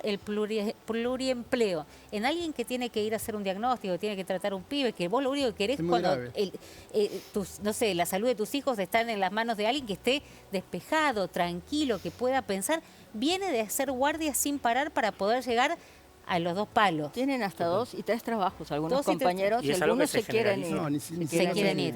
Obviamente. Se generaliza cada vez más. Y Nico preguntaba si hubo despidos. Sí. Todavía no. Hay una amenaza ahora con este conflicto que lo agrava mucho. Pero lo que sí hubo es una creciente cantidad de renuncias.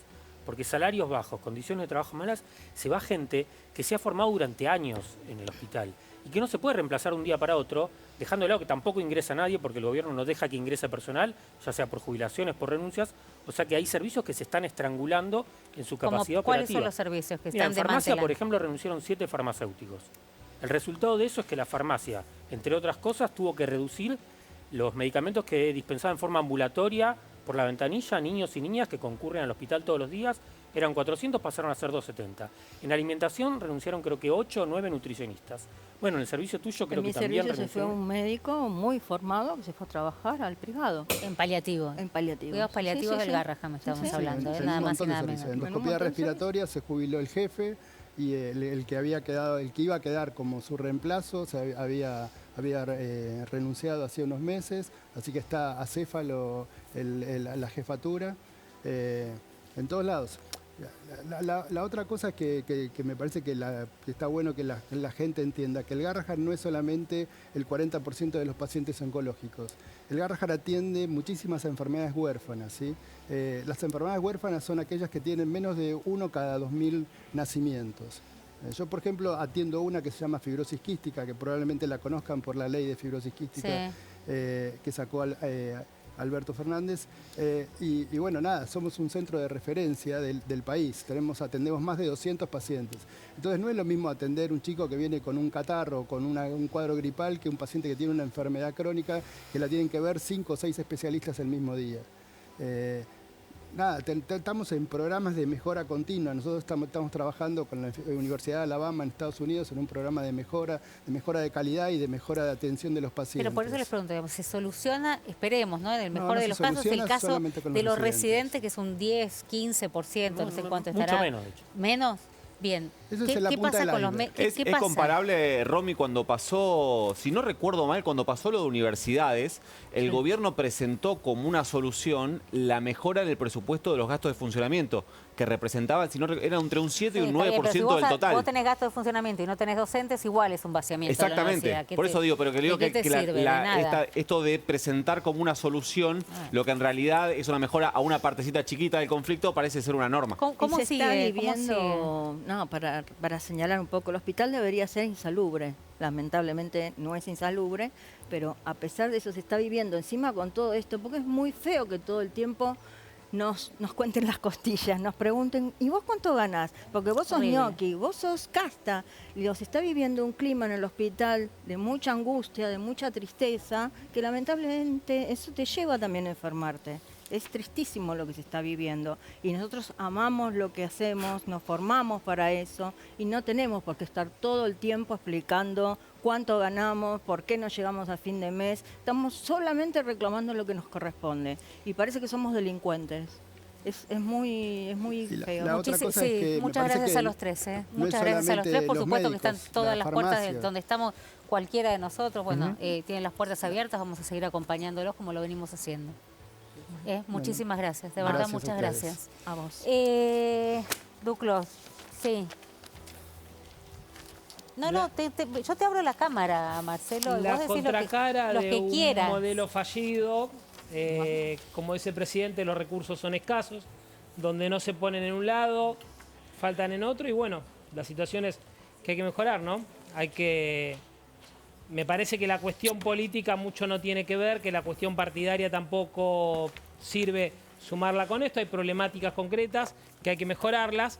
Creo que la cuestión de que todos los organismos públicos lamentablemente se han politizado, uno lo sabe porque iba o a cualquier dependencia, ya sea la AFIP, ya sea el ANSES, ya sea un hospital. Lo cierto es que muchas entidades públicas lamentablemente han mutado en centros de alta militancia política, así que me parece muy sano la visualización de lugar por lugar qué es lo que pasa y ver cómo se mejora la asignación de recursos. Lo viste hoy, lo mostré. La Carta Orgánica de la Libertad Avanza dice que tienen que pagar los que sean funcionarios y militantes. Es muy bueno lo que dijiste, porque a pesar de la tendencia opositora, vos mismo, un bichito de buen periodismo tenés ahí, que dijiste, esto no es nuevo. No, bueno, porque podría no haberlo dicho. Es lo más lindo que me dijeron en este programa desde que empecé. Podría no haberlo dicho, pero tuvo un momento de comunión con su honestidad intelectual y dijo, esto no es nuevo, esto lo hacen todos. Así que, a ver, yo no soy funcionario, sí soy ferviente entusiasta de este gobierno, y hay una cuestión muy concreta que vino pasando del primer día. El fenómeno Javier Milei fue un fenómeno exponencial. Hubo que armar un partido en tiempo récord en condiciones absolutamente opuestas a lo que serían armados sanos. En muchos lugares a lo largo y ancho del país, lo que es la política tradicional fue lo que sirvió de ancla para presentar las listas, los cargos, etcétera. Afortunadamente, como partidario de este gobierno, yo veo un proceso de que la situación se viene limpiando. Bueno, esa Carta Orgánica tiene un mes. Por ejemplo, la lista del 23 no fue lo mismo que en la ciudad la lista del 25. Es un proceso largo. Lamentablemente, la política puso muchas restricciones para que los dueños de los sellos sean los dueños de la política. Javier Milei tuvo que lidiar con esa situación que es horrorosa, se hizo lo que se pudo y como partidario de este gobierno yo celebro que yo veo que lo que se está intentando hacer es un esquema de una política más sana en sintonía con lo que quiere el presidente. Bien, recién hablaste de los dueños, me encanta, me diste el pie. Alejandro Berkovich, El país que quieren los dueños. ¿Puedo decir, bueno, gracias Berkovich por venir, ¿puedo decir que lo estás militando como loco al libro? Ah, sí, yo no me ofendo. No tenés ningún problema con eso. A mí me parece una ocasión espectacular para derribar uno de los tabúes que creo tuvo esta democracia desde que volvió, que es el rol de la élite, el rol de los dueños. Y me parece justamente en este momento de desparpajo ultraderechista, de los exabruptos que vemos cotidianamente, que avergüenzan a algunos de estos dueños y que sin embargo no hacen mella en su apoyo, valen doble para examinarlos, porque justamente están apostando de manera casi unánime por un esquema que a algunos de ellos incluso les hace perder dinero, pero en un contexto en el cual, bueno, la transformación es muy profunda y muy a favor de ellos. A ver, varias preguntas sobre el libro. Primero, ¿los dueños quieren todos lo mismo? Porque si no parece como una cosa media conspiranoica, que se sientan, puede ser que se sienten, no son tantos tampoco, que se siente la comedia, yo quiero esto, bueno, sí, nos ponemos de acuerdo. No es que quieren todos lo mismo. No es que quieran todos lo mismo. Mirá, yo, Romy, trato con empresarios muy importantes desde muy chiquito, desde que empecé a laburar en esto hace 25 años. Empecé a cubrir la UIA en su momento, conocí, bueno, ahí está Cande, en esos inicios, conocí en un par de años un alto horno siderúrgico, una financiera, una bóveda bancaria, grandes fábricas, las plantas de molienda que hacen el crashing de la soja que se va a China. Si hay algo que me interesa es cómo se mueve el gran capital en torno a la idea de país que propone al resto de la sociedad. Claro, porque se mueven de manera mancomunada, todos van y dicen, che, apoyemos a tal, acompañemos a tal, esto me viene bien, porque leyéndote la verdad es que no parecería que quieren lo mismo, sin embargo hay modelos que les entra mucho mejor, ¿no? Están cruzados por un montón de contradicciones como casi todo el resto de la sociedad, pero nunca había habido una apuesta tan unánime por un gobierno, desde que volvió la democracia, como por este. Ni el de Macri, decía. Ni el de Macri. Ni el de Macri. Ni el de Macri, que fue la primera experiencia. Que demostraron además mucho entusiasmo, tremendo apoyo. Después Macri se enojó, ¿no? Dijo, le dieron la espalda a algunos, se había recalentado. Pero, claro, el blanqueo, por ejemplo, que hizo Macri fue el más exitoso de todos los tiempos, en parte... Pero vos decís, en este libro, Milei es el vestido que mejor les entró, digamos, como si fuese hecho a medida. Por lo menos por ahora. Y lo curioso es que, por un lado, eso tiene que ver con viejas añoranzas. Uno ve, por ejemplo, los discursos de Pablo Roca de los últimos 10 años y ve que estaba esperando al topo que destruyera el Estado desde adentro. Ve que estaba clamando por la motosierra desde por lo menos un lustro. De manera muy nítida. Cuando él lo caga pedos a Guzmán, no sé si te acordás, en un evento pro pymes, en público, cuando le dice este Estado no lo podemos sostener, en realidad verbaliza públicamente algo que ya venía diciendo ante sus coroneles, en eventos privados, más o menos públicos, respecto de un Estado que, durante su gestión al frente de Techín, hay empresas que son más poderosas que países, se expandió del 25 al 35% del PBI. Y que después, con la pandemia, en realidad en parte para pagarle los sueldos a esas grandes empresas, creció hasta el 43% del PBI. Ese Estado, para determinado sector del gran capital, pasó a ser, por un lado, imposible de sostener, lo cual lo llevó a razonar, bueno, ya fue Argentina, que asuma este loco. Con esas palabras me lo han dicho hasta el año pasado, ya con Milei presidente. Sí. Algunos de los dueños de importantes empresas de servicios públicos, por decir, algunos de los muy beneficiados por su política directamente, ¿no? Por el tarifazo. Porque, por un lado, encarnaba ese deseo atávico de achicar el Estado, pero por otro lado, entroncaba con una embestida global que hay contra el Estado en tanto a gente que le disputa, le compite a determinados capitalistas el control del proceso de producción. Voy a lo concreto. No, pero vos decís, ya el terreno estaba fértil, no es que Milei llega y... No, Milei llega a un lugar calentito, cómodo. Recontra fértil. Prácticamente esperando. Claro, ¿por qué estaba fértil? Porque primero, el clima global es un clima, lo dijo Warren Buffett hace 20 años, hay una lucha de clases en el mundo, la está dando mi clase y ¿saben qué? Estamos ganando, dijo Buffett. Claro, 20 años después, sobre todo con las consecuencias de cómo los grandes estados capitalistas combatieron la crisis de 2008, lo que empezó a manifestarse es una intención de emanciparse de los estados, de controlarlos, subyugarlos o integrarlos directamente, como hizo Elon Musk hasta este fin de semana que se fue, o como hacen en otros lugares empresarios que se asocian a la extrema derecha de distintas maneras, para combatir al Estado, pero también para combatir a los trabajadores. Es una forma de embestir en esa lucha de clases que decía Warren Buffett por una porción adicional del excedente. Entonces vos hoy ves laburantes que tienen 2, 3, 4 laburos para subsistir, que además laburan gratis para las plataformas, como descubrió Varoufakis. Todo el tiempo estamos laburando gratis para las plataformas, generando datos que se concentran cada vez más en una economía cuya riqueza también se concentra cada vez más y cuyo problema central es la desigualdad.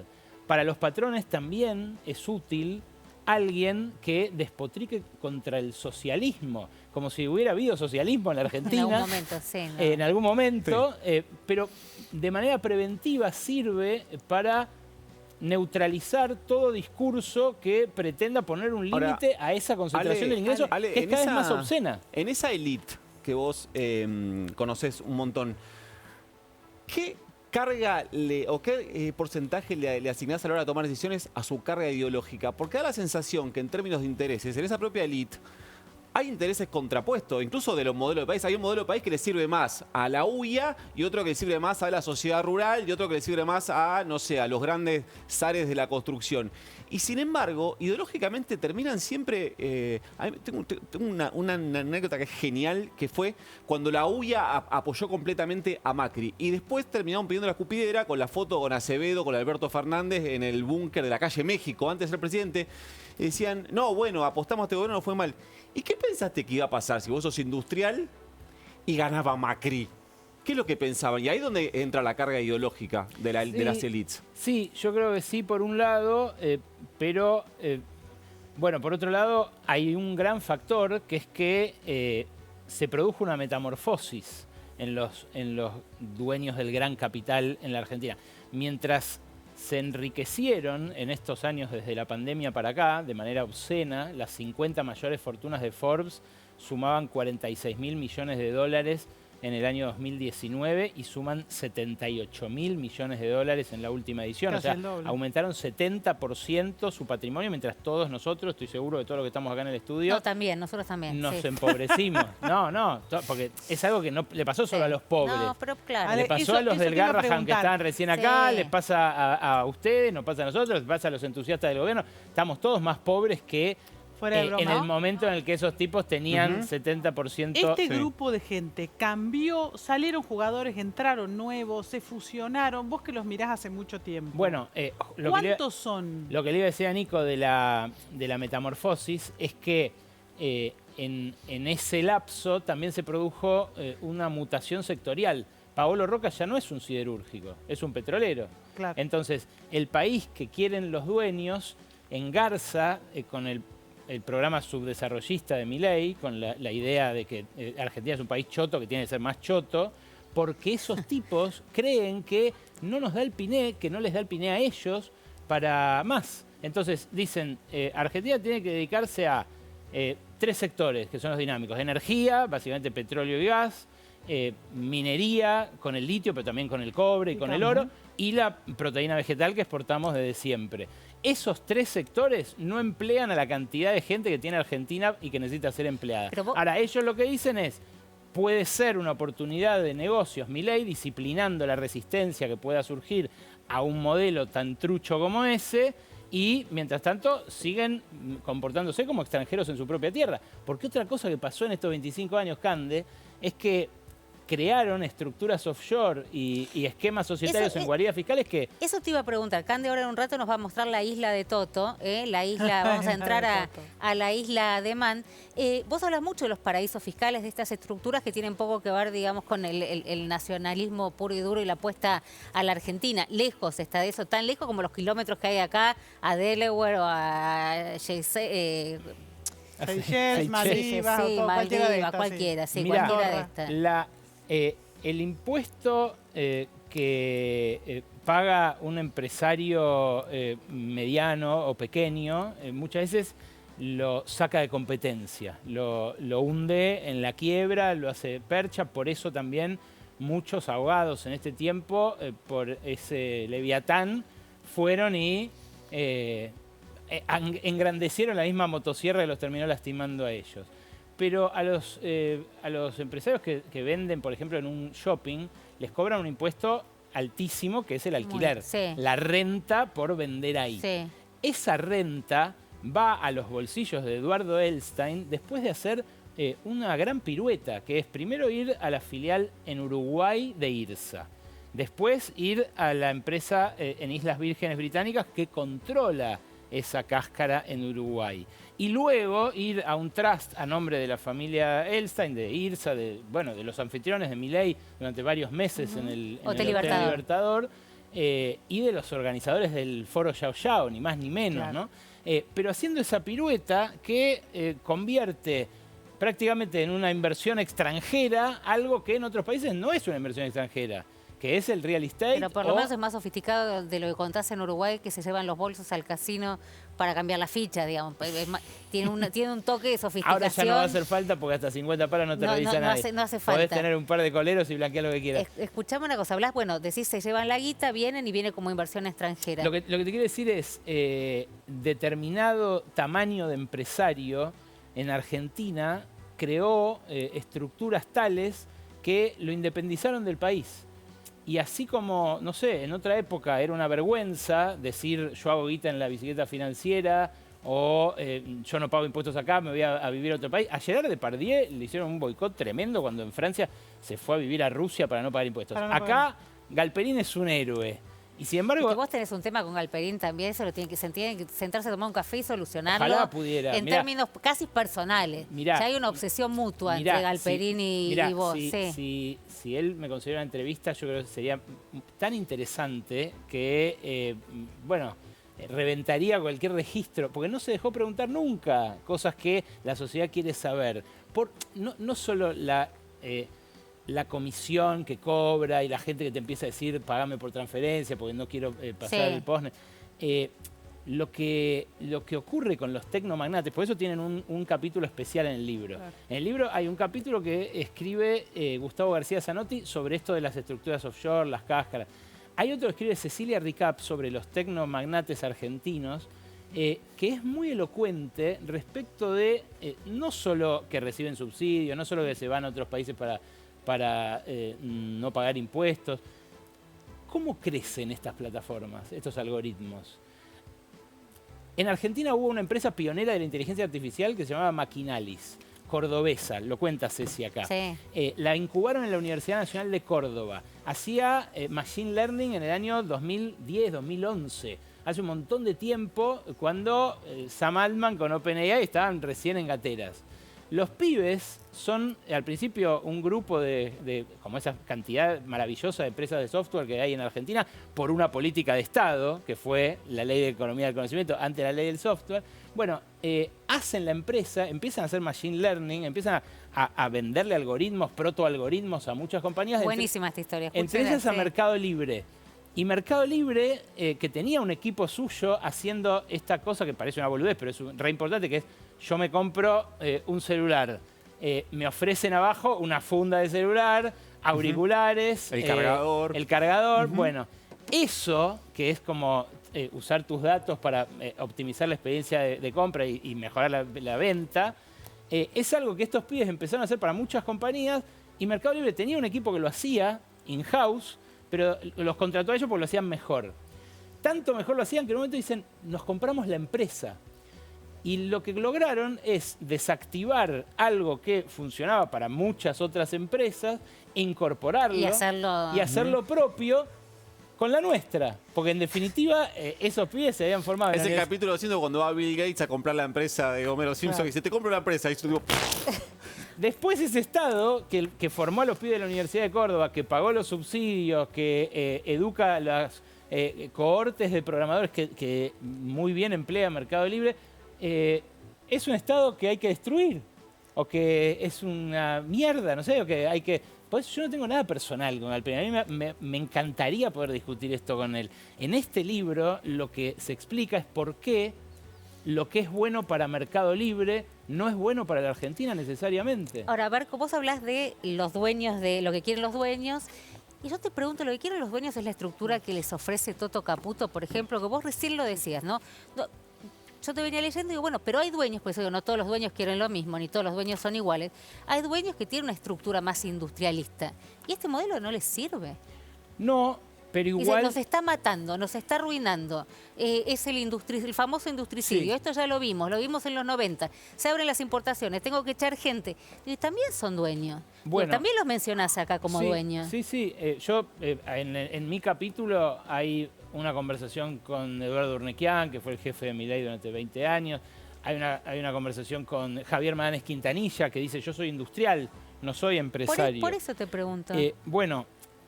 ¿Apoyan a Milei sabiendo cómo termina la película? Porque la vieron. Primero que hay algunos que levantan la voz al costo de que les manden a los trolls, los bardeen como a Ricardo Darín. Es un momento en el que el no te metás digital pesa mucho en cierta élite. Igual a mí me gustó lo que vos decías, o que alguien te comentaba, creo que en el libro, no podemos ir a los canales de televisión llorando porque después quién nos va a dar guita, digamos, exacto, ¿no? Claro, exacto. No podemos mostrarnos vulnerables, o sea, no pueden decir lo que quieren decir. No sé si por los trolls o por la imagen que pueden tener, o por los inversores, o por lo que cotizan en bolsa, o por lo que fuese. Por un lado es difícil eso, y eso los hace callarse, pero algunos igual protestan. Y por otro lado, el disciplinamiento es algo que ven con buenos ojos. El disciplinamiento de una población que históricamente fue tumultuosa, callejera, contestataria, quilombera. Los gremios, o sea, el otro día prohibieron el derecho a huelga por decreto. Eso... El decreto de la Marina Mercante, que lo encontraron ahí, una cosa bizarra. Pero eso al gran capital le sirve, Pero sabiendo que puede destruir su propio negocio. Lo que pasa es que llegó un punto de desenganche tal de la élite del resto de la sociedad, que ya hasta incluso no importa que ese empleado sea tu cliente. Porque si vos le vas a pagar una mierda a un empleado a un nivel de inanición prácticamente, es porque el mercado interno ya no significa tanto para vos. Hoy en la tapa de La Nación hizo un lío bárbaro porque mostró cómo se venden más heladeras, más autos y menos leche en los supermercados, menos yerba, menos carne, menos artículos de consumo masivo. Hay algunos economistas que yo considero que son relativamente razonables, que están argumentando que hay gente que deja de comprar una lata de arvejas para comprar una heladera. Un bien durable. Yo creo que no es así. Me da la sensación de que la gente no deja de comer para comprarse un auto. Sí. Me da la sensación que los ricos o la clase media alta se está comprando autos y los pobres están comiendo cada vez peor o menos. Entonces, eso es algo que a mucha gente la podría irritar violentamente. Y bueno, ahí está la represión de Patricia Bullrich para evitarlo. Los dueños miran eso en un plazo mayor que el propio giro del negocio inmediato. De todas maneras, también hay una sofisticación, una complejidad que en el libro se recorre, que yo no puedo resumir acá en 3 minutos, que justamente habla de contradicciones, idas y vueltas entre ellos.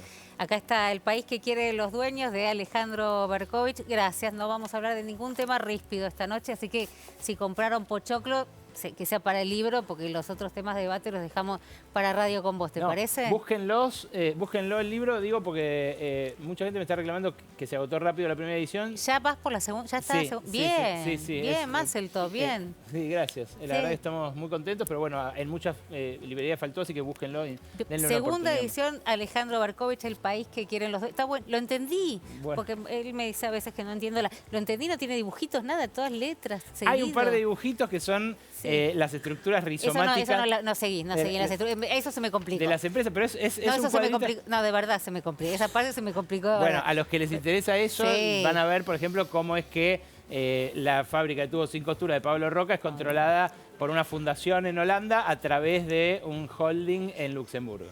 Gracias, Barco. Gracias a vos. Muchísimas gracias. Mira, ahí está, la isla de Toto. La isla de Toto. Acá la tenemos, a la isla de Toto. En realidad es la isla de Man. La isla de Man, mirá qué linda que se ve, ¿no? Es en el mar de Irlanda. Y si bien, desde acá es buena costanera, mirá qué linda la costanera. Vive nada más que 84.000 habitantes. Es muy poca gente. La isla de Man, digo, para Estamos hablando de la isla de Man. Mirá qué chiquitita, en el mar de Irlanda. ¿Es offshore? No. Sí, bueno, es un paraíso fiscal. Es un paraíso fiscal. Es un paraíso fiscal, no le cobra, mira, quiero leerlo porque quiero ser correcta. Además, está en la declaración jurada del ministro de Economía los fondos que el ministro de Economía declaró que tiene en este paraíso fiscal. Por lo tanto, no siempre un offshore significa que el dinero sea ilegal. Vamos a dejar esto en claro. Es un dinero legalmente declarado. Pero llama la atención porque el ministro ha declarado que tiene fondos en el exterior por 2,9 millones de dólares y entre ellos hay una porción chica, pero son 7 depósitos que suman unos 370.000 dólares depositados acá en la isla de Man. La pregunta es, ¿por qué el ministro eligió la isla de Man? Bueno, es una pregunta que no nos han podido responder todavía. Lo cierto es que ahí, en esa isla tan chiquita, que no pertenece, o sea, es un país no independiente, está bajo la órbita del Reino Unido, pero tiene su autonomía. Allí, si vos depositas plata, no vas a pagar nada de impuestos, excepto que inviertas en activos vinculados al sector financiero y en el caso de que tengas activos inmuebles, vas a pagar un 20% de impuesto. Ahora, sos una empresa creada específicamente para manejar fondos. De la isla de Man, efectivamente. Esa es la isla de Man. Sí. Que tiene dos cosas muy características. Este es un dato de color. Yo una semana de investigación ahí, si el canal podríamos, me quiere mandar. Dos cosas nos van a entretener. Hay una carrera de motos que es una de las más peligrosas del planeta que se corre ahí. Y además tienen, y acá no se rían porque es sin doble sentido lo que voy a decir, los famosos gatos de Man son gatos sin cola. Bien. Gato sin cola. Estoy hablando del animal de 4 patas, pelo, en este caso no tiene cola. No hay juego de palabras. Y manejan por la izquierda porque es británica, ¿no? Para que la gente entienda.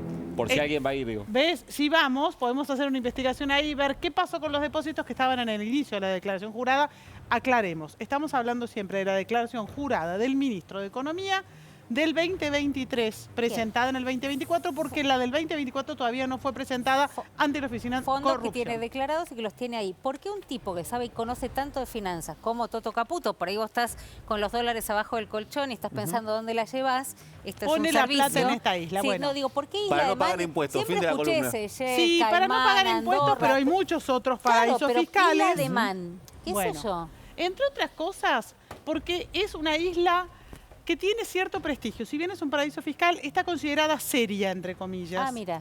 Y muchos de estos paraísos fiscales, Romy, lo que están haciendo es empezar a ser menos opacos, es decir, menos impenetrables en cuanto a la información, y empiezan a mostrar alguna transparencia y colaboran con algunos países porque de esta manera empiezan a ser un poco más respetados y los tienen en cuenta, por ejemplo, organismos como instituciones que pertenecen a la Unión Europea que evalúan la calidad de cada uno de los paraísos fiscales. La isla de Man es un paraíso fiscal, pero no es de los más truchos, digamos. Ajá, es bastante respetable. Si no vos solamente Isla que de Man queda bien. Claro, no solamente que es cheto porque está en el mar de Irlanda, todo lo que vos quieras, sino que, pero fuera, más allá de las bromas, lo cierto es que seguramente el ministro elige este territorio por los beneficios impositivos, porque le preguntan pocas cosas para poder tener sus fondos allí y porque seguramente quienes lo asesoraron financieramente tienen algún contacto o alguna preferencia por este paraíso fiscal, por ejemplo, por encima de Andorra o por encima de Seychelles o Islas Caimán. Nosotros elegimos Islas Caimán me da, desde el desconocimiento, me da de que debe ser de las menos prestigiosas, ¿no? De las menos prestigiosas. Si ya el nombre no ayuda. El gordo con la camisa de bambú. Es verdad, sí, totalmente, Nico. Yo pensé lo mismo. Pero lo cierto es que, bueno, fíjate, tienen un alto secreto bancario. Si bien de a poco empiezan a tratar de cumplir con normativas internacionales, lo cierto es que Islas Caimán es uno de los que más truchito suena y más truchito parece cuando miras las normativas. ¿Cuáles son las características de un paraíso fiscal? Un paraíso fiscal es un lugar donde determinados ciudadanos del mundo que no viven en ese lugar ponen su dinero o crean empresas o compran activos con el fin de no pagar impuestos, de que se protege el secreto bancario o el secreto fiscal de lo que tienen ahí depositado, es decir, que no los manden en cana con su país de origen, básicamente, que después cuando el país de origen diga, che, pero fulanito tiene tanta plata depositada afuera, no sé, me hago el sonso, no respeto las normas internacionales, no tengo acuerdos de cooperación con este país o acuerdos de cooperación con este continente, por lo tanto, este besito y no te mando la información. Bien. En el caso de la isla de Man, nosotros le preguntamos, por ejemplo, a María Eugenia Talerico, que fue la vicepresidenta de la UIF, qué diferencia podía haber entre que el ministro Caputo pusiera su dinero allí o en otro, y si había habido casos en los que ella, cuando estuvo en la UIF, le tuvo que hacer requerimientos de información a la isla de Man, y nos dijo que se habían comportado bastante decentemente desde la isla de Man y que le habían mandado la información que habían requerido. Mira. Eso llama la atención. Lo cierto es que tanto ella como otras fuentes financieras con las que yo consulté antes de que hiciéramos esta presentación coinciden en que, en tanto y en cuanto en la declaración jurada del ministro figure que está declarado, no es ilegal. Ahora vamos a escuchar, tenemos el audio de María Eugenia Talerico que muy amablemente nos mandó. La isla de Man es una de las islas del Canal Británico que a requerimiento envía información, de hecho conforme a mi experiencia eso es así, a requerimiento desde las unidades de información financiera del mundo, por lo menos en la experiencia argentina, nos ha mandado información sin ningún tipo de inconveniente en materia de prevención de lavado de activos y financiación del terrorismo. Las implicancias que puede tener que un ministro tenga una cuenta o su dinero en la isla de Man, para mí es un tema de libertad individual y de su planificación económica y fiscal. No me parece que sea algo para observar, menos si tiene la cuenta declarada ante el fisco argentino. Y después simplemente decir que se llaman paraísos fiscales a lugares donde obviamente las presiones tributarias sobre las inversiones y los movimientos financieros son en algunos casos nulas o con bajo impacto para el patrimonio, los activos de las personas, y que eso forman parte de la determinación en el marco de la libertad individual de decidir dónde quieres tener tu dinero. Bien, aprendiendo con Cande, Isla de Man, está bueno. Isla de Man, bueno saber porque el ministro declaró en sí, su declaración jurada del año pasado 2,9 millones de dólares en el exterior, además de sus propiedades, autos, embarcaciones 4x4 que deben usar algunos de sus 6 hijos y demás. Digo, cuatriciclos también para ir a la playa. Además de todo eso que tiene acá en el país, declaró 2,9 millones de dólares en el exterior, una partecita de ellos en Estados Unidos y otra partecita ahí en la isla de Man, uno de los paraísos fiscales, pero repetimos, está declarado, no estamos diciendo que sea ilegal. No, estamos contando dónde elige uno de los hombres más poderosos de la Argentina, del gabinete y que más conoce además de finanzas a la hora de confiar su patrimonio. Exactamente, y uno de los lugares lo pone es ahí esta afuera donde no paga impuestos, pero según nos dicen, no es de los paraísos fiscales que menos información da. Y vos con la sub en negativo. Y vos con la sub en negativo. Y lo conocimos hoy, pero queda genial. Vas a algún lado a comer, decís la Isla de Man. En la Isla de Man, ¿dónde tenés vos el trust? En la Isla de Man. Bien, no creo que nadie se vaya a preguntarme eso, pero no importa, tengo una linda respuesta. Feliz de presentarles la revista Quórum. Vengo formándome en el periodismo judicial hace más de 30 años y finalmente hay un medio que se dedica a lo que nos gusta, que tiene que ver con un cazatalento que te encontró. Sí, judicial. La verdad que no, hubo varios intentos. En algún momento existieron, ahora que además se desarticuló el CIG, el Centro de Información Judicial de la Corte. Tenés un lindo lugar. Hablan además de esto que los jueces hablan por sus sentencias. No, se termina con esa historia. Los jueces se animan. No les gusta. Yo creo que Martínez Di Giorgi, por ejemplo, uno de los jueces federales, los famosos jueces de Comodoro Pi, no recuerdo haber leído notas de Martínez Di Giorgi. Sí busqué un montón de veces que me diera una nota, no lo conseguí. Me encanta que elijan este lugar, que elijan esta revista Quórum, para los que veníamos medio huérfanos de información de este tipo, encontramos un espacio Quórum y además escribo. Sí. Te metieron fotaza además. Por eso está mostrando la tapa. Una bomba, una cosa de loco. Si quieren ver fotos mías buenas, busquen Quórum. No es en OnlyFans. No, en OnlyFans es otro.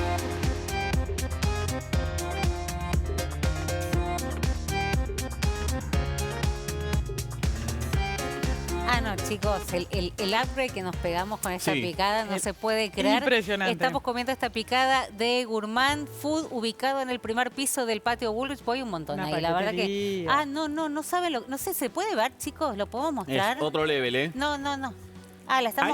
La estamos mostrando, tiene queso, tiene dátiles. Estamos como acá locos. es donde me detestan, pero este quesito de acá... ¿Ese oscurito? Que yo no sé qué permiso, después voy a ver. Sí, tranquilo. Bueno, dale. No, tranquilo. Bien, espera. No lo había comido antes. Antes de comer, rápidamente, te dijeron, vamos a ser rápidos, a lo largo de este programa, que vayas y desde una banca de Unión por la Patria digas lo mismo que dijiste acá. ¿Qué tenés para decir? Que no tengo pensado darle el salto a la política formal ni me lo han ofrecido. Bien, perfecto. Pero estás esperando, pero no te cerrás. No, pero no, me quedé con ganas de preguntarle a Fernanda Iglesias por qué votó el 82% móvil que implicaba el 2,5% del PBI. Pero bien, ¿estás conforme con, no sé si fueron las disculpas del señor Duclos? Hablamos afuera de cámara, estamos intrigados con algunas cuestiones que vamos a investigar. Está todo bien. Lo importante es la picada rica en serio, ¿eh? Sí, la picada rica en serio. Gracias por ayudarnos. Rica en serio. La verdad que vamos a ir todos al primer piso ahí de... Falta una copita de vino, ya te dije. Eso siempre nos está faltando. Siempre nos a vos que no te gusta la palabra. Yo estoy militando la copa de vino. La próxima que me inviten... Estás militando, es verdad. No voy a decir más pero viste que a Berkovich no le molestó el militando a lo loco el libro. Parece que le molesta que le haga una pregunta. No, bueno, listo, arreglalo con Berkovich en el programa de escribirle, una pregunta, mandarle el programa de no sé, que no conoce, que no lo siga, es un energúmeno. ¿Por qué? Podemos... No, porque no está ahí, porque la picada en paz. Caso, podemos tener la picada en paz. Ya te dije que es muy rica. Te puedo pedir la picada en paz. ¿Seguís en carrera entonces por la vocería? No. A nosotros nos reconvendría que sea. Dejá de operar con eso. A nosotros nos reconvendría. No. Lo importante no soy yo. Lo importante es algo que vos me dijiste cuando hablamos el otro día en el corte de tu programa de radio. No quieren venir ministros, no quieren venir funcionarios, etcétera. Yo te decía, sí, claro. Entonces, no vienen, menos mal que venís vos y tu impresión acerca de eso es que había una especie de o de prohibición o de recomendación. Yo te dije, mirá qué bueno que vengas, qué bueno que te dejen venir Milei, porque le dijo a sus funcionarios que no vinieran a los programas. Entonces yo no sé si pasa por ahí, porque lo que me pasó a mí del otro lado, bueno, sabes si te están operando de mala leche y no te dan ganas de venir. Entonces, pero para estar operando de mala leche me da ganas que te dieron de venir y que estás comiendo la picada con nosotros. Hagan un ejercicio introspectivo, denle... Está todo bien que sean periodistas opositores, es necesario lo que contaron hoy de lo que pasa en algún distrito, todo es necesario. Sí. Pero actúen de buena fe y vas a ver cómo la gente va a venir. Porque si del otro lado está diciendo, no sabes si hay buena fe o hay operación, no va a tener nada. Pero vos te parece que nosotros actuamos, de verdad te lo pregunto. No lo sé. Pero mírame los ojos. Honestamente no lo sé. ¿Vos no sabés si actuamos de buena fe? A veces dudo. Pero no vengas más. ¿Pero qué sentido tiene ir? La verdad que es masoquista lo tuyo. Bueno, ¿Para qué vas a un lugar donde crees que... Yo la verdad que puedo ir a un lugar, confiar en que están haciendo buen periodismo o lo que fuese. Si realmente creo que están actuando de mala fe, no voy más. Ay, ¿para qué venís? Bueno, vine porque me invitaste pero vos. Por supuesto, pero podés declinar la invitación. No es que te iba a traer de los pelos. No, me dijiste que mande un video y te dije que no. Sí. Y después me dijiste, bueno, vení y vine. Pero te vuelvo a decir, ¿vos crees que actuamos de mala fe? A veces dudo, no solamente ustedes, sino el periodismo en general. No, yo no represento al periodismo en general, ni Cande, ni pero es mucha responsabilidad. Bastante corporativo, pero está bastante corporativo el término general. Ojalá estuviese corporativo. Lo con las barbaridades que nos dicen, ojalá estuviese corporativo, saltemos todo. Nosotros hacemos la introspección que nos mandás a hacer, no tengo problema. Pero vos también pensás porque vas a un lugar donde no creés que actuamos de buena fe. Por la picada. No, yo vengo acá porque me divierto con ustedes, la verdad me divierto. Te divertís. Sí, bien. Si me invitan, vengo de vuelta, pero traigo una botellita de vino. Es una relación tóxica esta, ¿no? Claramente. Sí, no sigan este camino. Hasta el domingo que viene. Gracias, Douglas.